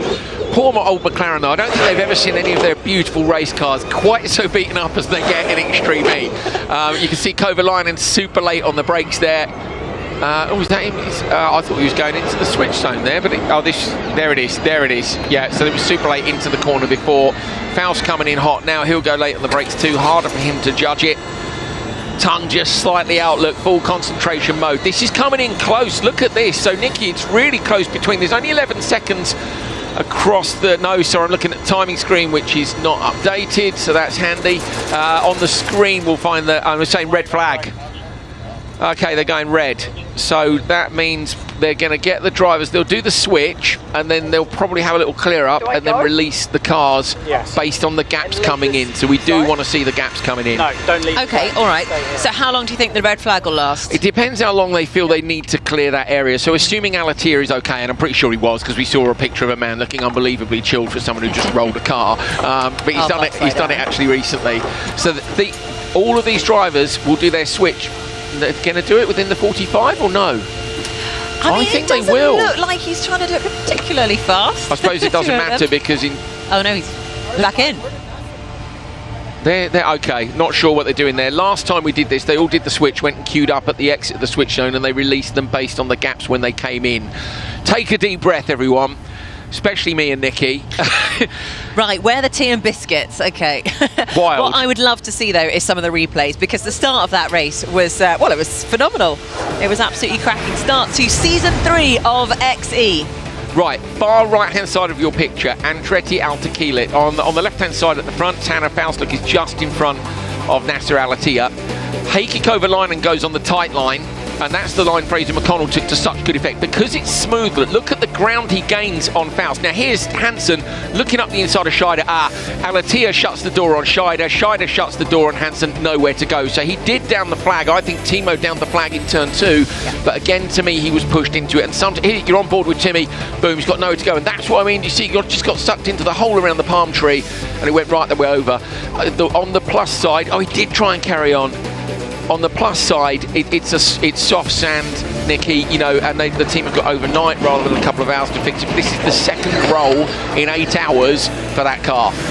You know, it might be soft sand, but it's still very hard to hit. Yeah, and they just know, don't they? Can't believe it. Cannot believe it. And I can understand that. I can understand that. You're just gutted, aren't you? You know, you put all this effort into getting to the start of the season and roll the car twice in 8 hours. But the good thing is with the new season format is they get the opportunity to do it all over again tomorrow. Well, yeah, but they won't want to do it the same way. We hope. Heikki Kovalainen for JBXE on his debut in Extreme E is down with Laura. Let's have a catch up with him while we clear up the track. Well, Heikki, that was a bit of a baptism of fire out there. A fair bit of chaos. We do hope both Timmy and Nasser are okay. Talk me through it from how you saw it from the driver's seat. Yeah, I mean, first of all, I thought I had a good plan for the start. It worked exactly like I was thinking, that, you know, let the others rush in and then I'll try to cut inside and get on the hyper on the uphill, and it worked okay until just the last minute where I don't know if I could have just sent it to the right-hand side and get alongside the McLaren, but I backed off, and then the Nasser, he got past me, so a bit disappointed about that. But then I could see that there was a big battle. Nasser was really on it, and he was quite determined, I guess, to make the move, and I could see that what happened to Katie this morning, I could see it happening. None of those guys wanted to give up the position, and then when I saw them rolling, I mean, there was space on the right for me to avoid it. I mean, hopefully they're both okay. Yeah, other than that, I mean, it was a fairly straightforward race to me. Circuit is in totally different condition now because they've you know, taken the ruts out between the last heat and this heat, and it's much more slippery, much less rutted. So it's totally different It was actually quite nice, the circuit for once. But reasonable here. I'm still not totally satisfied. I need to find a bit more, but getting there. Yeah, absolutely. I can see how much you're learning already. It's great to see. Brilliant to have you with us. We'll see how Heather gets on as well. Thanks so much. Well done. Good luck. Okay, this is the second incident. So this is Alatia inside Tanner Fowles, same place as Katie. Watch this, he actually rolls over the front of the McLaren. Now Tanner's got nowhere to go there. For me, both him and Heikki. Okay, well that's good, all three cars went the wrong way. Timo down the flag. For me, if I was race control, I would look at that, Nikki, and go, you know what, Tanner had no choice. Heikki was avoiding an accident, and so was Timo. So I think you don't give anybody a penalty for that. Or if, you know what, if you give them all 10 seconds, it doesn't matter. But you see what I mean? Where can he go? Fair enough, exactly. Do they normally listen to you? Well, race control? No, not really. They're probably sometimes think, shut up, Coley. But it's the toughest job being the stewards. But this one for me is pretty clear cut. I suppose, yeah, the bonus is you can either give them all a penalty or nobody a penalty. As long as it's all the same penalty, it doesn't matter. So, but more important is the fact Alatia and Tanner are okay. Yeah, absolutely. And also, I'm always intrigued from a driver's perspective. You know, once we see the driver switch, how is this going to mentally affect the second driver coming out? You know, knowing that we've just seen two pretty big accidents, pretty big rolls. I think they'll be all right. I think it'll be much more based on you know, what's the gap, can I get there? And at the minute the gap is, looking at the intervals, hold on, the interval is 3.5 and 4.3. So you've got Hedda Hozas heading out 3.5 seconds ahead of Emma Gilmore, and then you've got for Carl Cox Motorsport, Christine GZ will be coming out 4.3 behind. So if they do it like we did last season, they'll release those drivers at that pace, if you like. They'll release them at that pace, so they go out and finish the race. They should then do their 2 laps and finish off. But Connor, does that mean I can tape up the cell? Okay, Emma Gilmore for McLaren. We've just seen Tanner's car rolled over by Nasser Al-Attiyah in that Cooper. I wonder what Emma thought of that. Well, I'm down with Emma Gilmore now, just at the switch. Tanner Faust is still in the car. Emma, this must be really nerve-wracking. You're ready to go. The adrenaline is rushing through your veins and you're just waiting. Thanks for reminding me. That was really helpful. Yeah, I mean, it's the racing in extreme E. Anything can happen, and you just got to adapt and roll with it. Not literally, but it was a pretty exciting first couple of laps. Yeah, and Tanner's put you in a decent position, all to play for now. What's the mindset, given that we've already seen a fair few rolls today? Oh, absolutely. Just keep going as fast as possible. We're sitting okay in the traction challenge, so just have a clean run and bring it home. Yeah, still points to be won. It's the redemption race for a reason. Points are out there, but equally learnings for tomorrow as well. Absolutely, yeah, there's another day tomorrow. So want to try and preserve the car as much as we can, but bring it home. There's not much bodywork left on it, is there? Yeah, the poor old team, they've done an amazing job today. So hopefully we've got enough spares there to get it all ready to go again tomorrow. There are a fair few busy garages, aren't there? Emma, I'll let you continue to focus in. Thanks so much, best of luck. So yeah, just a nervous wait, isn't it, to get back out, really. There it is, same, I shouldn't have said it, should I, earlier. Timmy coming back in the same truck that Katie came back in earlier. Is that Nasser in there as well? Are they? That might be quite a quiet journey, Nikki. It doesn't look like they've got much to say to each other. Not a lot of chat going on, is there? No, don't think they'll be going for a drink together afterwards. That's nobody's going for a drink in Saudi Arabia. Well, you can still go for a drink. They don't have to drink alcohol. That's true. You can. And of course, they're all racing tomorrow, so they can't anyway. They're pro drivers just don't do that. That's how you recover a car in extreme ease. You would just stick a forklift under it and slide it out of the way. It's quick. It is quick. It's efficient. I like it. It is quick. So why do you think they haven't done the driver switch, or they decided, right, let's red flag it now and then we'll pick it up? I'm really not sure, because for me, you can neutralise the race more easily at the exit of the switch zone, because now if you ask Emma to wait 4.3 seconds to get in the car, that's pretty hard to do. Whereas getting a green light on a computer system to go 4.3, 3.2 or whatever is easy. One thing that is interesting here is the mechanics are allowed to work on the cars, and remember, only 3 people are allowed in the switch zone. You've got a driver in the car, so you can actually have 2 mechanics in there working as long as the other driver hasn't gone in. So you might wait on the switch to give the mechanics a bit of time to work on the car, but I say it's slightly different protocol than we saw last year, and I'm really not sure. All right, so let's take a look at this replay. Oh, well, there we have. We're on board with the Neom McLaren. Wow. Cooper literally rolls straight across the bonnet. I wonder how Tanner Faust was feeling at that moment. Yeah, I mean, to be fair, Alatia was a long way up the inside, but just like it's the exact same piece of camel grass that took out Katie Mullins this morning. Pretty mad, Do you see this often in Extreme? Rolling over other cars, no. Rolling cars, yes. You know, we're pretty wild from that point of view. Hence the name, you know, Extreme. We're going to have a chat with Tanner Faust, so good. We can hear from from Tanner him. what it's like to take a very close look at an apt Cupra rolling over your windscreen. Yeah. We're still here down in the switch, so McLaren have made that driver switch, so I can now speak to Tanner Faust. What on earth did you see of the mayhem on those couple of laps? I heard that I had a gap to the car behind, and so I just kept the hammer down, and as it were, and oh my gosh, out of nowhere, I thought I felt something, but then I literally saw Nasser roll over the top of my little pretty brand new McLaren, and it was, I mean, I hear he's okay, and it seemed very gentle.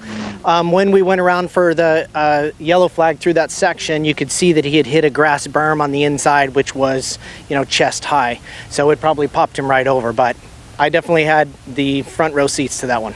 Yeah, I think it was the same spot as Katie Mullins this morning. We are hearing now the restart will be from the start, obviously staggered in terms of the times you came into the switch zone. Emma is now in the car. What advice have you passed on to her to get this McLaren to the finish line? Because it's lost a fair bit of bodywork, Tanner. Yeah, I just said that, you know, while the little neon McLaren looks a little bit worse for the wear, she's running great. So just go for it. Yeah, absolutely. And of course, as we were saying earlier, points are available here, but you can also learn a bit ahead of tomorrow. There's a second chance tomorrow, isn't there, for that grand final? I can't even say how much we've learned just in the last day and a half. We've matched pace with some of the quicker cars, the quickest, and that's a lot. It's a little too late. Here we are, we'd like to be fighting for the win, and we're fighting for the best of the rest. But it's still a fight. We still want to win whatever fight we enter, and tomorrow's a whole new day from the beginning, so we're looking forward to it. And setup changes, will you make any from now until tomorrow, or do you feel you've got the car in the right window? I feel like we found a window that really works, especially with the ruts forming. Now it's kind of a predictable level of ruts since they are managing the track between rounds. We struggled with setup for the first 3 times we were on the track, but we've made great strides. So having the resources with McLaren there really helped to do that, and we're in a happy place. It's going to be a busy night for a few garages. I guess you're just out the car and looking at it. It may just be bodywork, but can you ascertain the extent of the damage? I guess we'll have to wait to see if Emma gets round. Yeah, you almost need to carry a body shop around with you on these events, but it feels like body damage to me. The car feels like it's running great, so we'll just have to keep pushing. Yeah, the red flag is because there's a lot of debris out on that course. Tanner, thank you very much to you. And here we go. We're about to get started again. Well, I'm wondering how long it'll be before McLaren's social media is showing the...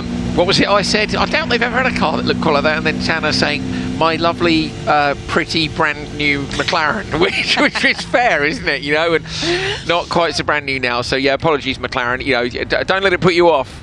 There's Tamara Molinaro in the background. She is one of the 2 championship drivers. Just to her right is Andreas Baccarat, I think. Andreas, another World Rallycross star. Tamara coming from a rally background. Tamara raced a few times last year. Andreas hasn't raced yet, but I'm sure he'll get the call up at some point. Good to have them along. Baccarat, European Rallycross champion, runner-up in the World Rallycross Championship. This was this morning. Katie Mullins looking up the inside. You could see it bicycle for a split second. We discussed it this morning. She nearly got away with it. And then if you watch the Cupra, in comes Nasser. How high does he get on it? Higher. So again, almost, you know, but no, there isn't enough travel. So now for tomorrow, all the teams have got to say to their drivers, you can't hit that piece of camel grass. You can't. Well, as Katie said, she was like, you know, that was the only opportunity. That was my last opportunity to make a pass. and I had to put all my cards on the table, and it didn't pay off. But unfortunately, if you feel you're faster than the car in front, you know, if you're not a racer, aren't you, if you don't go for a gap. And to be fair to both Katie and Nasser, they were both a long way up the inside. The problem is the inside disappeared to a piece of camel grass. So there's a point at which you go, okay, I've got to back out of this. And both of them thought they'd get away with it, and both of them didn't. But you know what? I want to see them try, Nikki. I'd rather see them try, and they're all okay, as I say. That's all we really care about, is that drivers are okay. Cars are replaceable. Soft rolls on sand, we're good. You want to see them try. How do their team principals feel? It's about... Depends if the team principal's paying or not, doesn't it? Well, ultimately, and also, will it bring home the points? Indeed, indeed. Well, we're going to get this one back underway very soon.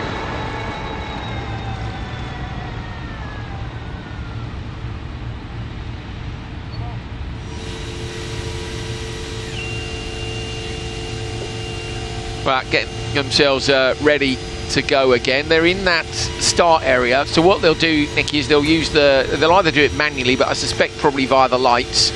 So you'll be told, you know, you're going P1, you're going P2, you're going P3, and literally the lights will change at the intervals that they came in at. So that was 3.5 between P1 and P2, and 4.3 for the next gaps. And when how have they lined up? Will they have chosen that position, or are we going? So P1 is going to be Hedda Hossas. Now she, I think, I don't know if they've gone back to their original grid. The middle there. So has she chosen that? Or? No, I think they're in their original positions. Right. Because okay. Emma's far over to the side. Is JBXE were in the middle? Were there? I was looking at the timing screen. Yes, they are.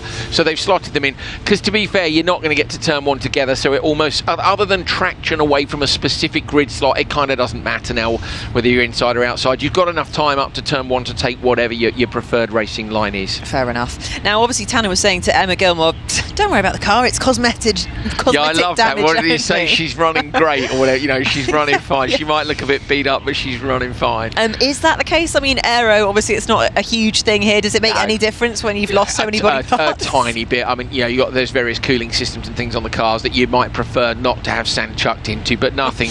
Well, certainly nothing based over the last couple of seasons, which seems to be critical. I'll have to eat those words, of course, when somebody overheats in the next race, won't I? But no, you're fine. I mean, we've seen cars finish races high up. We saw Ekstrom finish a race in season 1, I want to say, without a door. That was pretty impressive. The door was completely off the car. A couple of cars have made it round with no doors. So in the command centre that we're sitting here, are the teammates, the other drivers, talking to the driver, or is it just the engineering team, the team principal? What's the conversation going on between the driver and command centre? Looking at these guys, I'd say none of them are, because Timo Scheider, there he is, little wink from the legend, the man himself, one of the coolest blokes in the paddock, he really is. They're not wearing headsets, so basically anybody who's wearing a headset in there could be talking to the other driver. Sometimes you'll see, if they get a good result, you'll see the driver will grab the headset and shout something to their teammate, but as a general rule it'll be kind of, you know, spotter / engineer. There we go, see a little bit of advice going through to Emma. Gary Paffett, a familiar face from the Formula E paddock as well for Neom McLaren. And Emma, you could see there with a hand on the wheel as well, so she's just sending back a received message. Sometimes you actually send a message back, sometimes it's just OK, so you click the OK button, which tells the team you've received the message. You know, when you're in the heart of a race, you don't really want to go, yeah, OK, got you, roger that. Just tap the button and go. So nothing for the drivers in the command centre to do now other than watch their teammates try and bring it home.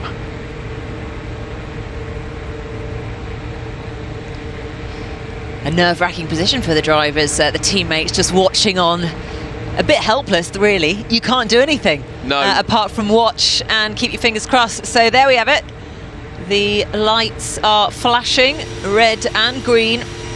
Emma Gilmore giving herself a little nod there, but any minute it should be Hedda Hossas taking starting first. She's got a 3.5 second gap over Emma Gilmore, and then there's 7 seconds between Emma Gilmore and Christina GZ. So Gilmore will put the Gilmore and GZ will put the chase on here. It's going to be interesting to see who uses their Inoa hyperdrive where. So for me, your best chance of overtaking on this track, other than in the carnage of turn 1 and 2, which is always, you know, there's always a chance there when you've got multiple cars. We've seen Johan do it on the, what I would call the middle straight, if you want to call it that, which is, where do you reckon? Probably, here we go, Hosas is off, and the McLaren's off, and there we go. So they've been set off at those intervals. It was super quick, wasn't it, between them in the end?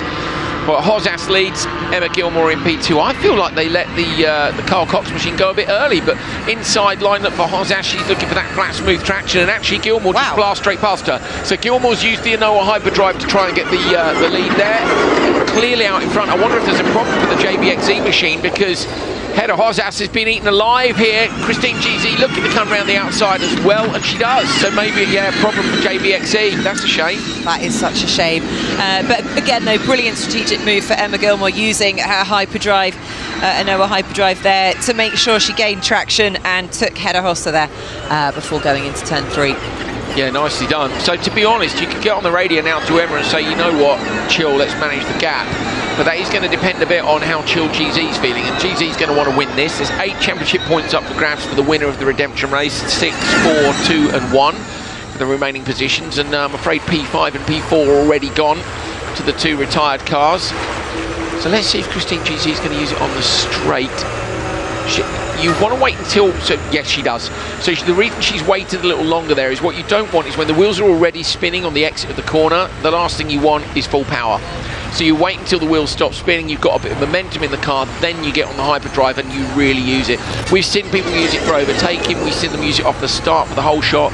In fact, Nick, a couple of the tracks last year, the hills were so severe up that they would use it on the run up the hill to try and get a bit of extra power there. So especially if you're looking for that Continental Traction Challenge fastest time, which is still up for grabs. So, I mean, looking at the timings, there is a gap of 5 seconds at the moment between Emma Gilmore and Christine GZ. I mean, possible, doable. She could gain in the next couple of laps.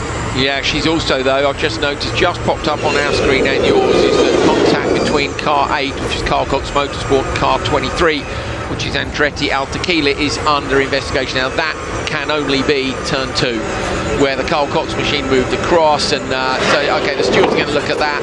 That might mean that even if Carl Cox gets a good result in this one, is it going to be deep there? No, long way around to the left. I'm not sure if that was a mistake. The JBXE has stopped out on track. You can see the flag, actually, it's in the second corner of the Continental Traction Challenge, so that is up by waypoint 6. So definitely a problem for that car. It's a bit of a shame, isn't it? You know, we had 5 cars and a bit of carnage, and now basically, you know, we're down to 2, and yeah, and Alison Gilmore out front, and the under investigation for Carl Cox there is Hosas parked at the side of the road, bit of heat haze look, and yeah, tech failure on the JBXE machine. I tell you what, such a GZ's making a fight of this. She's only 3.2 seconds back. Thing is as well, Nikki, the stewards could well go, you know what, no incident, it's a racing incident, it's turn 1, 5 into 1 doesn't go, unlucky. So GZ might as well press on and see what she can do. She has used her Anoa hyperdrive, so this is now down to just pure pace and trying to close down that gap. Gap at the minute is 3.6, we'll keep an eye on that for you. Yeah, as you say, I mean, if she can close the gap, then maybe if she does get a small penalty, then it won't actually impact the result of the race. If you could get in, if you could get in front, I mean, she'd want to be in front by a good 5 seconds in case they get a penalty. The minimum you ever get really is 5, isn't it? Gilmore on board, fighting with the car. And remember, they're fighting for the difference between, you know, 8 points for the winner of the redemption race, 6 points for the runner-up. So really, there's 2 points in it between them. But that could mean anything by the end of the season. Every point counts. Well, we've seen it won by the tiniest of margins we really have. Last year it was won by an absolutely tiny margin. It came down to the extra points for the Continental Traction Challenge and all sorts of things. And also a win's a win, right? Oh, absolutely. Yeah, it was 2 points for the team. 2 points last year. Okay, and in the first year it was equal on points at the end, and it was done on countback. So yeah, 2 points is absolutely everything. That's a great shout. Yeah, and if we look back to the results from season 1 and season 2, obviously the Neom McLaren, JBX team, they came in at they were 3rd and 9th. Had a rough season last year, finishing in P9. They did get a P3, but they were a long way down in the standings. Kovalainen looks like he's enjoying himself, doesn't he? The chat with Laura earlier on, he really does look like he's having a great time. I like the fact he said, I thought I could maybe send it out to the right, so he's got some ideas. Do you think it's because you come with no pressure? Because there's not quite the expectation. It's something new, past isn't it? performance, It's something exactly. new. And he will become more and more competitive. Emma Gilmore going to come around in the McLaren up to the finish line jump. It's not looking too brand new, but for a redemption race result, that's pretty decent. So it's a win for Faustin Gilmore with McLaren after the restart of the redemption race. P2 for Timo Scheider and Christine GZ, though the Carl Cox Motorsport machine is under investigation for turn 1. Boy, what was that about tomorrow? We need to rebuild. Yes, Tanner, thumbs up. There's a lot of work to do on that car, isn't there? But it's come home in one piece, so hopefully just superficial stuff. Bit of feedback there from Emma to the team. Front of that car had another car roll over the top of it. I mean, that's pretty impressive, isn't it? If you're wondering about cooling and stuff, the transmissions and the motors still need cooling. They still run at high temperatures in electric vehicles. One of the things you have to manage, things like battery temperature, motor temperatures, to make sure that the performance remains the same throughout a race or a weekend.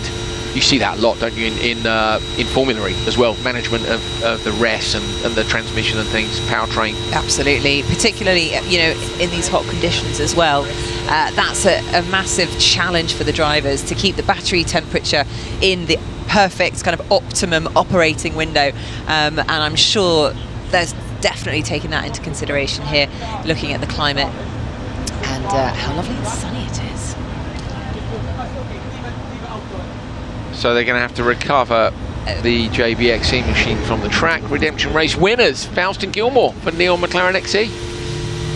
Just back on the battery that we were talking about, obviously McLaren, they supplied the Gen 1 and Gen 2 battery in Formula E. So they have a huge amount of experience, real pioneers when it comes to the electrification of vehicles. Let's take a look at the redemption race results. So unfortunately, Andretti, a DNF. Abd Cooper, a DNF. JBXE, another DNF for 3 teams. They did not complete, no points for them.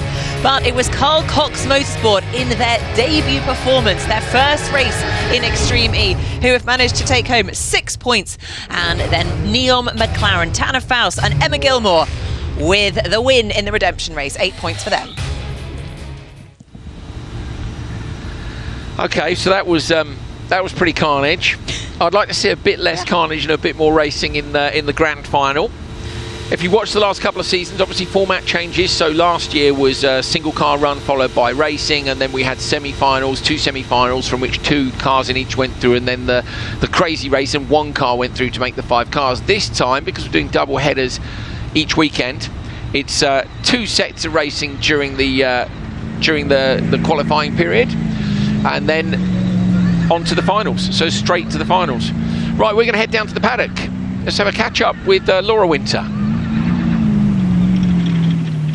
Well, Tina joins me now of McLaren. Congratulations, a win in that redemption race. Brilliant stuff to see. Tanner was talking to me a lot about the setup of the car and getting it in the right window. He said you feel you've done that now. What's that process been like today?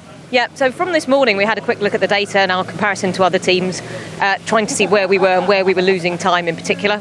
We've gone through everything the car's doing in those areas of the track, and that's where we've looked for improvement. So we've made some small mapping changes and some small setup changes to the car, but obviously we're not going to talk about them. No, I can never get any information out of anyone in this paddock. Let's get to that race. It must have been pretty chaotic to be in it and pretty nerve-wracking to watch as well. What was going through your mind watching in the garage? Well, the first problem was when we made contact with the number 8 car. We're not entirely sure what's happened there. Race control are reviewing it now. The worry is always that's a show-stopping accident. Tanner was able to carry on, which is great. And then, of course, with the red flag, nobody quite knew what was happening and how the restart procedure was going to work. So there was lots of conversation and confusion. As you saw, the race director instructed us not to do the driver switch. We got halfway through ours. Some teams completed them. So yeah, just really not knowing what was going on was the biggest problem. Well, you got it done in the end. Thank you very much indeed. Thank you. Right, let's take a look back at what happened to the McLaren. This is Nasser Al-Attiyah looking up the inside of Tanner Faust. Tell you what, when you see it at full speed, you realise it was pretty brutal. And then where he actually digs in at the bottom of that sandbar, and that's when, look, watch this. So it goes over. Watch how quickly the Apple Cooper comes to a stop when it's upside down, Nikki. So it digs in here, look, and it's practically parked. You see there, instant stop, and Faust's got absolutely nowhere to go. Watch Tanner's expression here. Yeah, that's a good shout. As he said, best view in the house. What was quite it? nonchalant, to be honest. Front row seats, Yeah. wasn't it? There was just a slight raised eyebrow from Tanner. And then he's on the radio. I've just been rolled over. And then That's experience for you, isn't it? But I think my favourite is also NASA, who's just sort of sitting there in his belts going, door's Not gone, again. wrecked the car, sorry. Yeah, and he only had a role recently in one of the rounds of the Rally Raid Championship. So, yeah. Brilliant stuff. Well, there we have it. Let's take a look at the entries into the grand final coming up very shortly. Kristoffersen and Arlen Katolinski for the RXR team. Then we've got Hansen and Taylor, Ekstrom, Sands, McConnell, Gutierrez, and Anderson and Sorensen coming up very soon. Redemption race there. Tanner Faust and Emma Gilmore, just 8 points in that race. We're going to take a quick look at the grid play ceremony from earlier on today.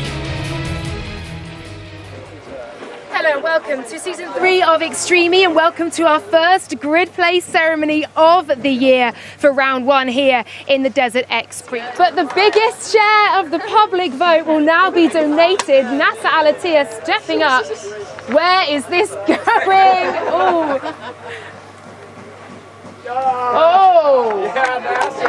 Chip Ganassi, number 99 Hummer EV, Chip Ganassi, get the full share of Nasser Al-Attiyah's votes, and there we have it. Okay, Acciona Sainz. Next up, Matthias, bam, straight in, number 3.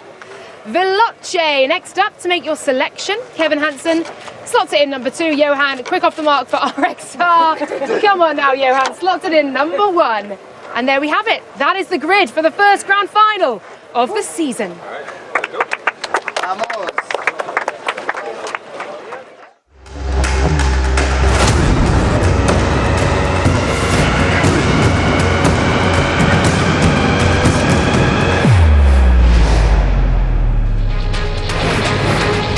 Attention all teams, this is race control.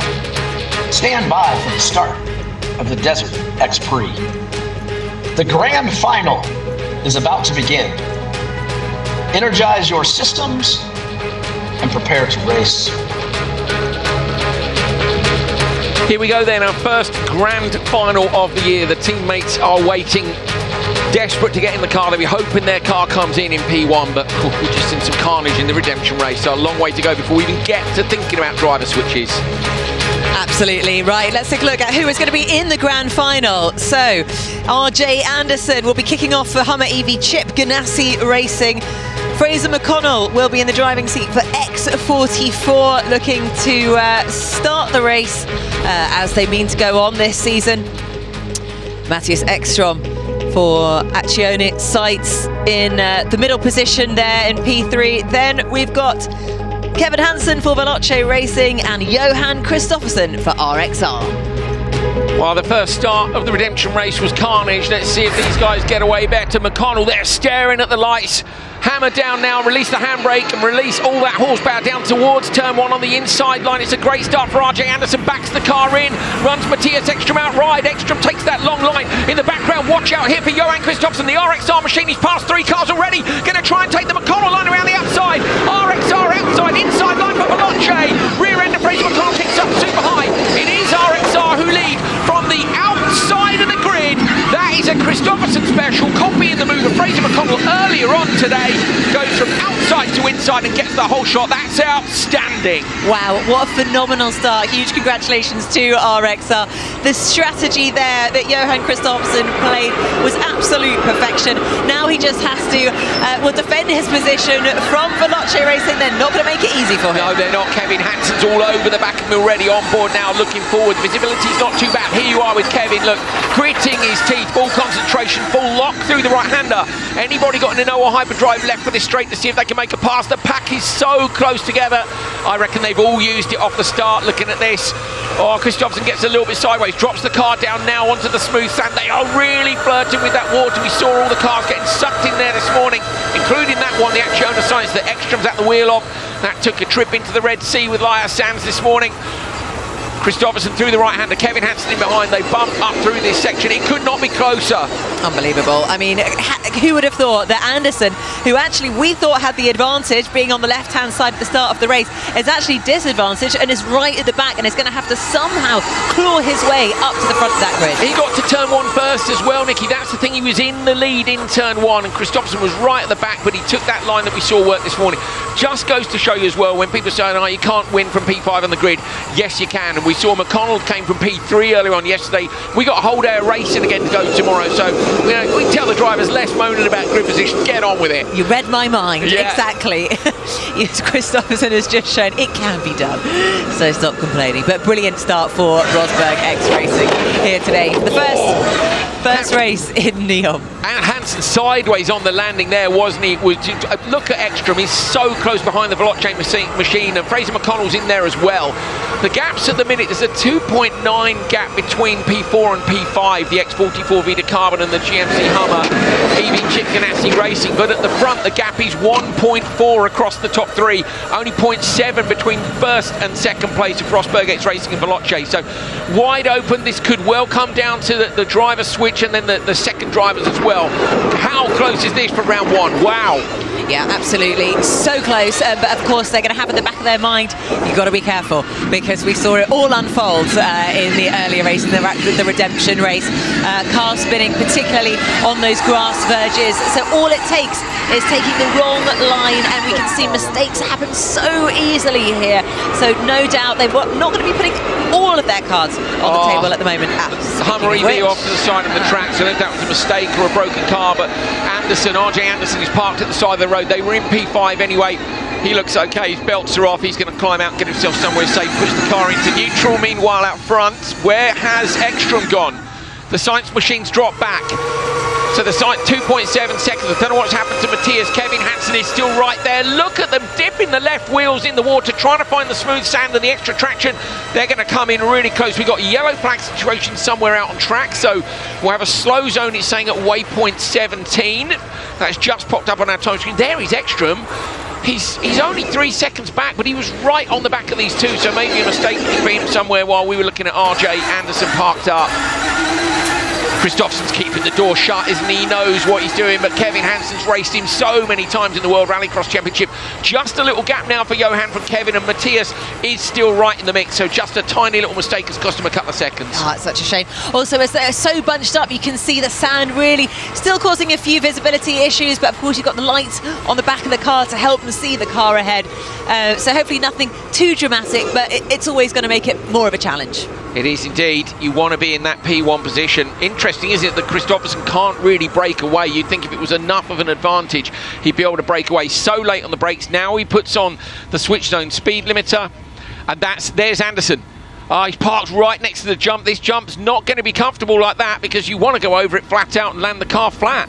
Drive it. You can see, in fact, Kevin Hansen moved across to the side to try and find somewhere, lower to drop it off the crest. So, okay. Good job it's not a great big gap jump. You wouldn't be able to make it with the pit lane speed limiter on, so yeah. Okay, into the switch zone then. So coming in, what are the gaps as they come in? It's 3.1 seconds between Rosberg X Racing and Veloce. And then coming back to Ekstrom. Ekstrom looks like he's a fair way back. Here's the start again. Look at RJ Anderson on the inside. Got this done in his head. Watch Johan though. Look how early Johan's turning it on the outside. Fraser McConnell goes for the same line, but Fraz is too deep in the pack. So on the inside line, look, and then Kevin Hansen, look, he's thinking, hello, thank you very much up the inside of Ekstrom. Meanwhile, Christopherson's come all the way round the outside, and then Fraz gets a bad bounce and has to pull it back into to avoid hitting the waypoint. So it all happened there, didn't it? Yeah, absolutely brilliant. I'm just glad to see all 5 cars got away cleanly.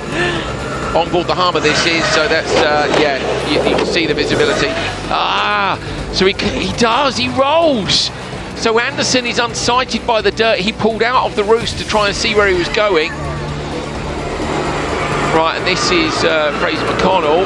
So on board with Fraz. steering that's extremely heavy. I think his power steering's gone. Do you see? He can barely turn the wheel. So it looks like the X44 machine has retired as well. He has. So Fraser McConnell's gone too. Okay, we're going to have a chat with Johan Kristoffersson as you see the cars heading out for their second 2 laps. Johan Kristoffersson from the outside line, grid position 1. One I know you didn't want. You have just got to the front of this race, out in front, put Michaela in the best possible position to bring it home. Talk me through it. I tried to. I had a plan on the start, and it did work out. It's very difficult when you turn into T1 because there's so much dust. But anyway, from there on, I tried to be safe, open up a little bit of gap in the end, and then hopefully Michaela can bring this home. But it's going to be tricky because Molly is fast and the track is very rough, so it's easy to make a mistake. But it's all gone your way so far. We'll see. Thanks so much. Good luck. I always want to hear from Johan Kristoffersson. What a great start from him. It's going to be Michaela Arlin-Kotlinski who is going to be stepping into the driving seat now.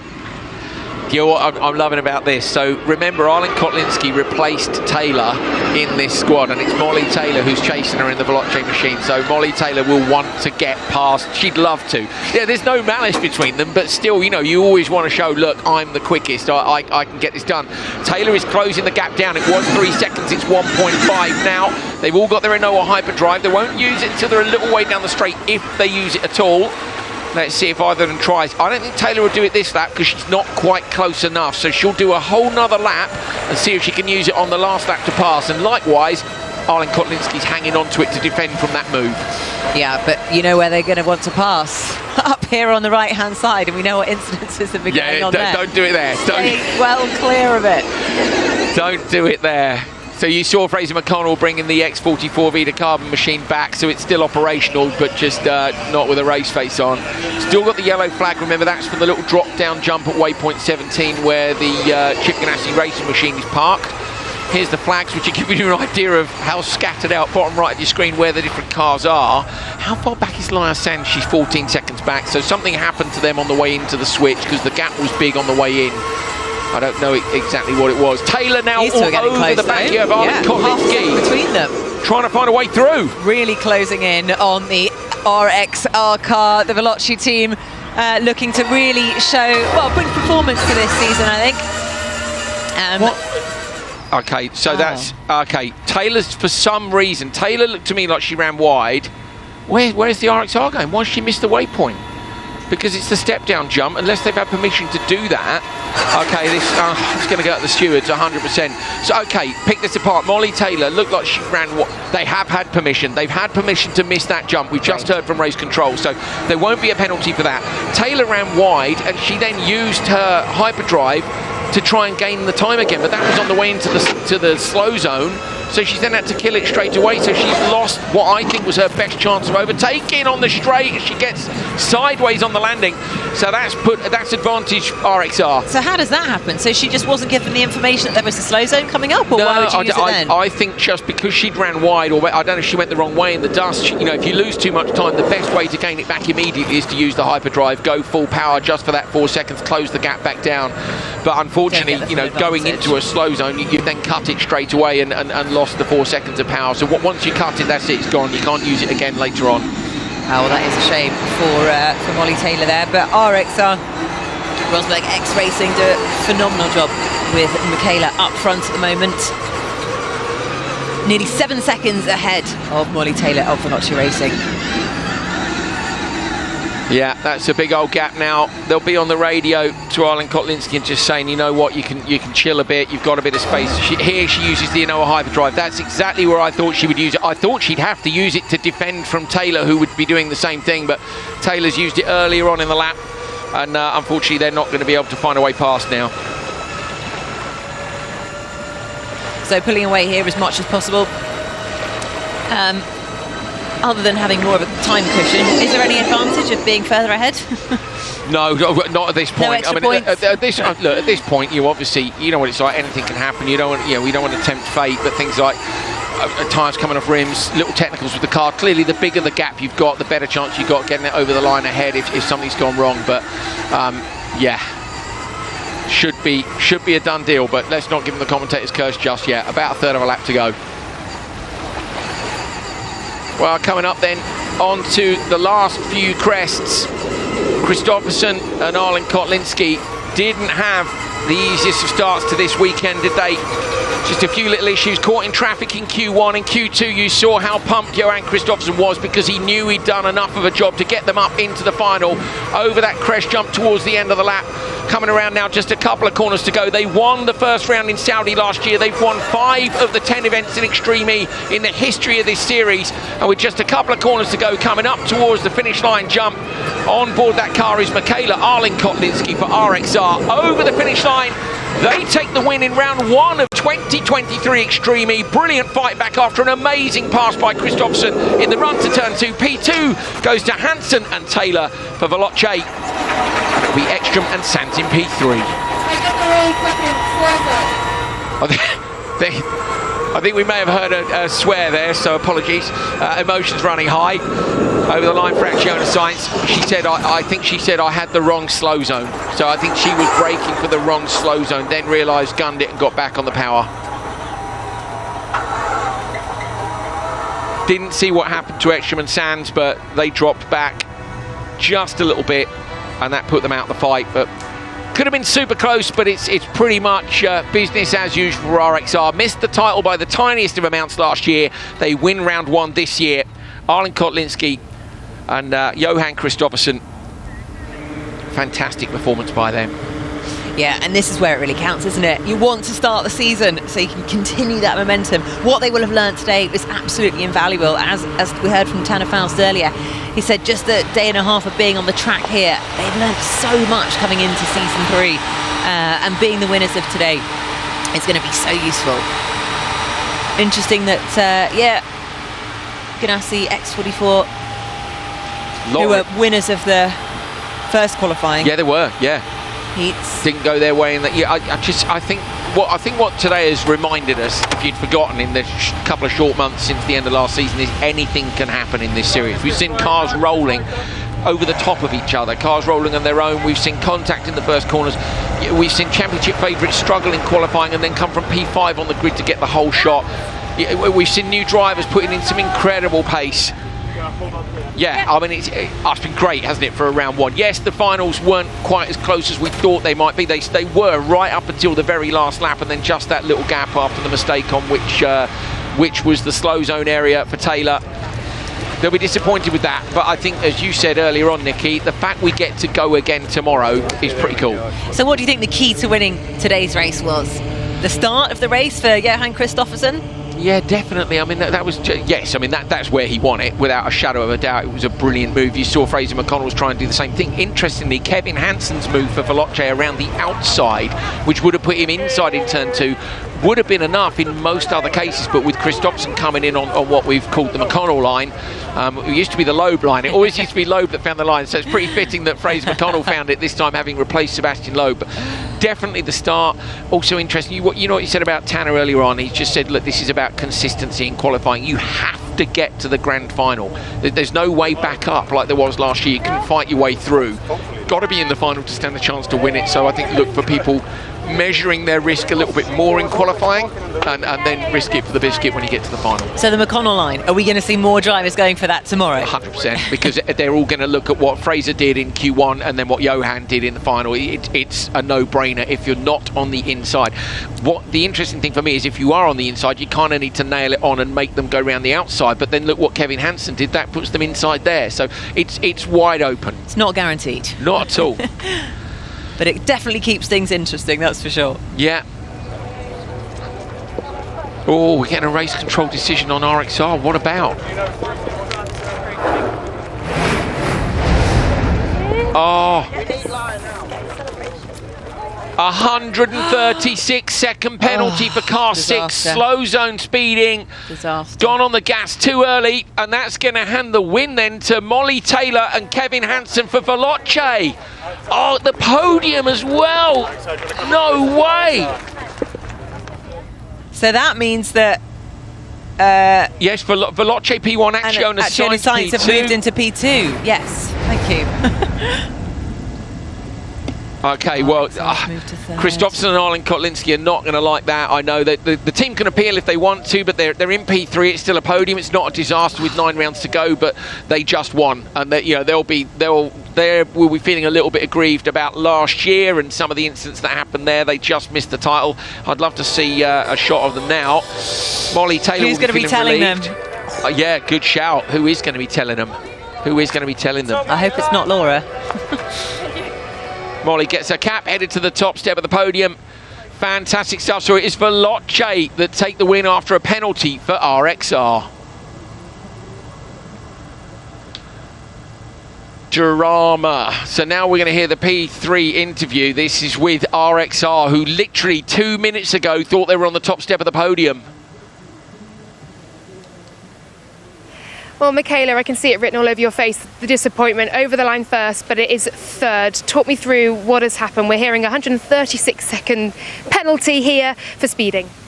Yeah, a little bit of miscommunication. I thought it was 18 and not 17. So when I got there and I saw the flashing yellow, it's too late. So it's a disappointment, but I mean, in the end, Johan did an amazing start. That was really great. And yeah, sorry about that thing, but we take a P3 and it's a new day tomorrow. It is a new day tomorrow. You have a second chance, Johan. And look, it shows that while this morning started with you guys, not in contention, you came straight through to contention with that brilliant start.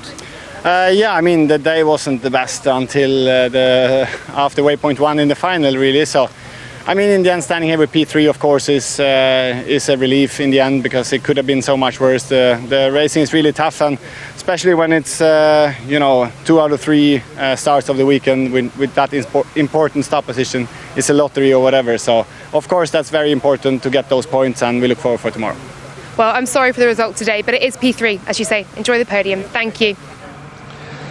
Not sure they'll be enjoying the podium quite as much as they would have been 3-4 minutes ago. It is gutting for them. Interesting, Nikki, about the miscommunication about the gates. So difficult, isn't it? You think, how can there be, you come into the race thinking, surely they know that information, but there is so much going on. There's so much for them to consume. It was way too late. In the background, Taylor was locked up, and if you remember, Taylor had gone a gate early. She went on 16. We're going to catch up with Acciona Sainz. Let's go and have a P2.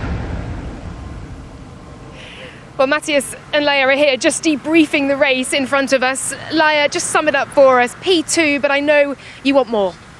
Yeah, of course. I think we have the pace to try to win races. Of course, it's not a bad result. It's a long championship, so it's a good way to start. But I think we can win this year. Well, congratulations, Matthias. We are running out of time, so congratulations, but we'll speak to you a little bit afterwards. Okay, enjoy the podium for now. A thumbs up is enough. Thank you. Sending them off to the podium quickly. Going to get that done swiftly. I think we'll have to have a chat with Matthias later. Yeah, he was smiling. I wonder why. No, he was looking very happy with that result. Couldn't pick a winner for tomorrow. I really couldn't. If you look at the pace of the different teams, yes, RXR were brilliant in the final today and arguably a bit unlucky, but there are a bunch of teams, top qualifier, Acciona Sainz, loads of opportunities for different winners tomorrow.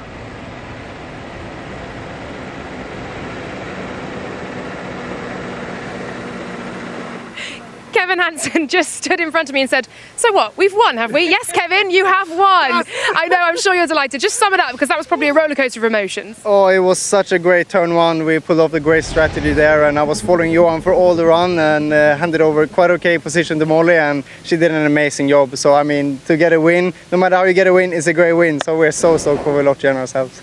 Molly, a win, first one in season 3. You get to do it again tomorrow. Yeah, it's awesome having 2 chances every weekend. So yeah, today went really, really well. But for sure, we've got a big day on tomorrow. But we'll take all the positives from today, and it's just been such a great week so far with the team and Kevin, and we're really happy. Brilliant stuff. Enjoy the podium. Let's go. Well, some very happy faces there. Very different side to the story, of course, in the RXR garage, but. Good to see the Veloce team happy. Molly Taylor and Kevin Hansen, a cracking job today. So let's take a look at the results. So it was a DNF for Team Chip Ganassi, unfortunately.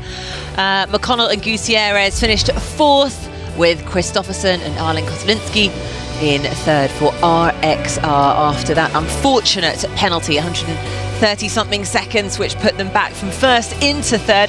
Second place achieved by the Jensen Science team with Matthias Ekstrom and Lyle Sainz, and P1 the Veloce guys, Kevin Hansen and Molly Taylor, looking very pleased indeed.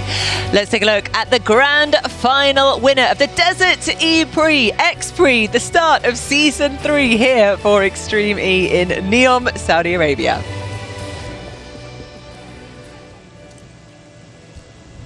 What a shot, eh? What a venue. Nikki, we've borrowed you from Formula E. You know how you have can you found tell? it? No, not at all. Honestly, mate, you've been brilliant. As we said earlier, sending our love to Jenny Gow for a speedy recovery and a return to the commentary box. But have you enjoyed it? I've loved it. It's been a truly phenomenal experience, I must say, watching these guys and girls battling it out in what an incredible location. Who would have thought you would have a race alongside the Red Sea? Do you think we should get some jumps into Formula E? I mean, we don't do badly. We do have a few somersaults. I've seen a few launches. Yeah, exactly. I've seen a few launches. Just not. We do quite well turning our cars upside down, actually. So we could probably challenge you on fair. Yeah, that's fair. Team principal, Veloce Racing. There we go then. Unexpected, wasn't it?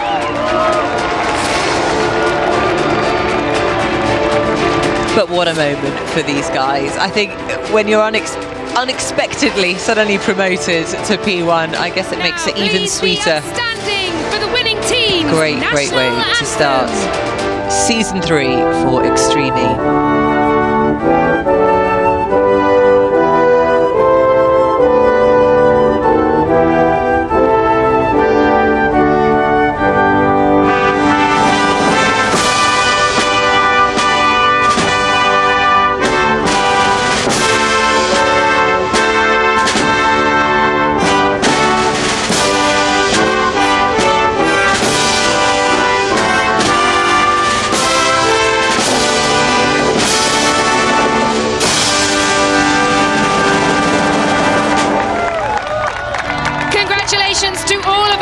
Top 3 on the podium, win for Veloce, P2 for Acciona Science, P3 for RXR. In the dying seconds of that race, that huge penalty for a misunderstanding. It's so hard to get the whole weekend to come together, Nikki. You know, just a tiny little mistake like that. And Michaela knew, she knew straight away. And when you see the replay, you can see how deep she braked into that section. So yeah, not ideal. They know they've got the pace. We know a bunch of teams have got the pace. I mean, there's 3 potential winners stood on the podium here. X44 right up there. We're going to do it all again tomorrow. I can't wait. Absolutely. I think that's what I love about this championship as well. The calibre of drivers. You've got the best of the best of the best really going up against each other. All so passionate. Some phenomenal teams involved as well. Everyone working so hard to bring home the results. There we go. Trophies are, what were they last year? I think they were 3D printed from recyclable materials. These are new trophies. We haven't seen the trophies for this year. Very cool. Extra back. Disappeared after the first couple of, I think it was the first season. And nice to have him back, I think. Interesting that he chose to come back. I love the fact he said Carlos had to persuade him a bit, but I think Ekstrom loves a race. Recycled ocean plastic, there we go. I thought I remembered correctly. Recycled ocean plastic, and then I think 3D printed into these incredible trophies. Fantastic. I always think it's a bit harsh though when it's a double header, because they've got all of about 2 seconds to enjoy this podium celebration, and then the attention turns to tomorrow, and that's it. The moment's gone. The celebrations are over, and it's all about preparing for the race tomorrow. Ekstrom and Sand celebrating like a win. Look, Molly's running off towards the rest of the team. Going to give them a soaking if she can. Under the ropes. Go and get them. Kevin Hansen chilling up on the top. They can, of course, have a drink of the champagne out here because it's not champagne in Saudi Arabia, and that will allow them to have a couple of drinks if they want to tonight, but non-alcoholic. And to be fair, these pro drivers, as I say, they wouldn't be having a drink anyway if they knew they were racing again tomorrow. So as you say, Nikki, double header. It's always a bit like, one or two that would. Well, it depends on the driver. Don't give away the I know one or two might, but yeah, we're not going to name names. We're not going to name names. Look at that. Look how stoked Veloce are. Yeah, and good for them. It's been a challenging time, I think, in Extreme at some certain points over the years. They deserve this moment. Yeah, it's their first ever win. So, they would want to take it in a different way. They've had a top qualifier spot before, but they haven't had a win. So they'll want to win one on track. But I have to say, with this driver pairing, I'm pretty sure they could get that done this season. Team shot on the top step of the podium with that incredible backdrop as well. I love our podium, big see-through panel that allows us to check out the scenery, the incredible locations we get to go and race. But a win in round one for Veloce. So let's take a look at how the championship standing looks. So it's 26 points for Veloce Racing, 5 points ahead of Acciona Sainz XE team. Then behind, 6 points behind on 15 points, RXR, Rosberg X Racing. X44 Vida Carbon Racing are in P4 with GMC Hummer EV. Chip Ganassi Racing on 11 points. Then Neom McLaren Extreme E, 8 points. They were in the redemption race.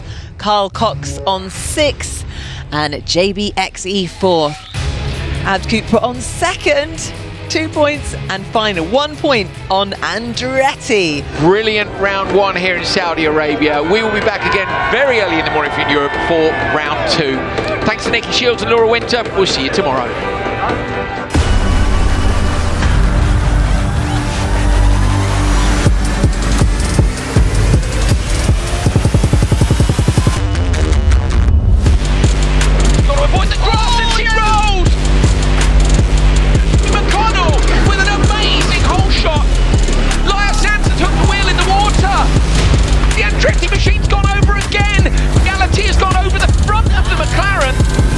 Veloce that take the win.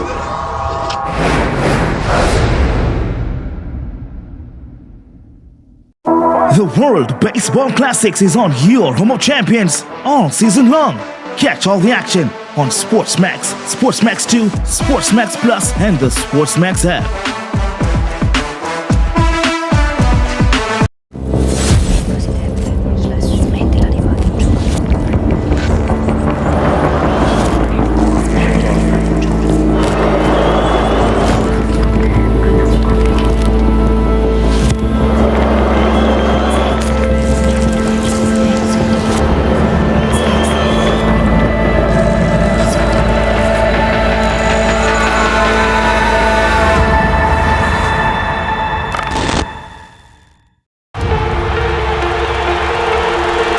Look at what we've achieved in the last 50 years at the WTA.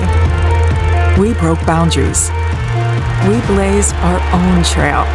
We celebrated our differences as well as our victories. 50 years of empowering each other. 50 years of risking it all to push us forward. You have the opportunity to change the things that are happening. Wins that made us gasp. Losses that made us cry. Battles that had us on the edge of our seats. Rivalries that grip the world. Inspiring the next generation by showing them what dedication means in our world. Seeing that I can help these girls makes me feel absolutely amazing. So where does our story go from here? Well, it's ours to write. WTA 50. Just starting. Education plays a critical role in the lives of our young people. At the American Foundation for the University of the West Indies, we ensure financially challenged students across the Caribbean are given increased access to higher education so they can continue to transform their lives and the lives of others. Support our mission in shaping the lives of our future leaders. Donate to educate. Contact our office at 212-759-9345 for more details.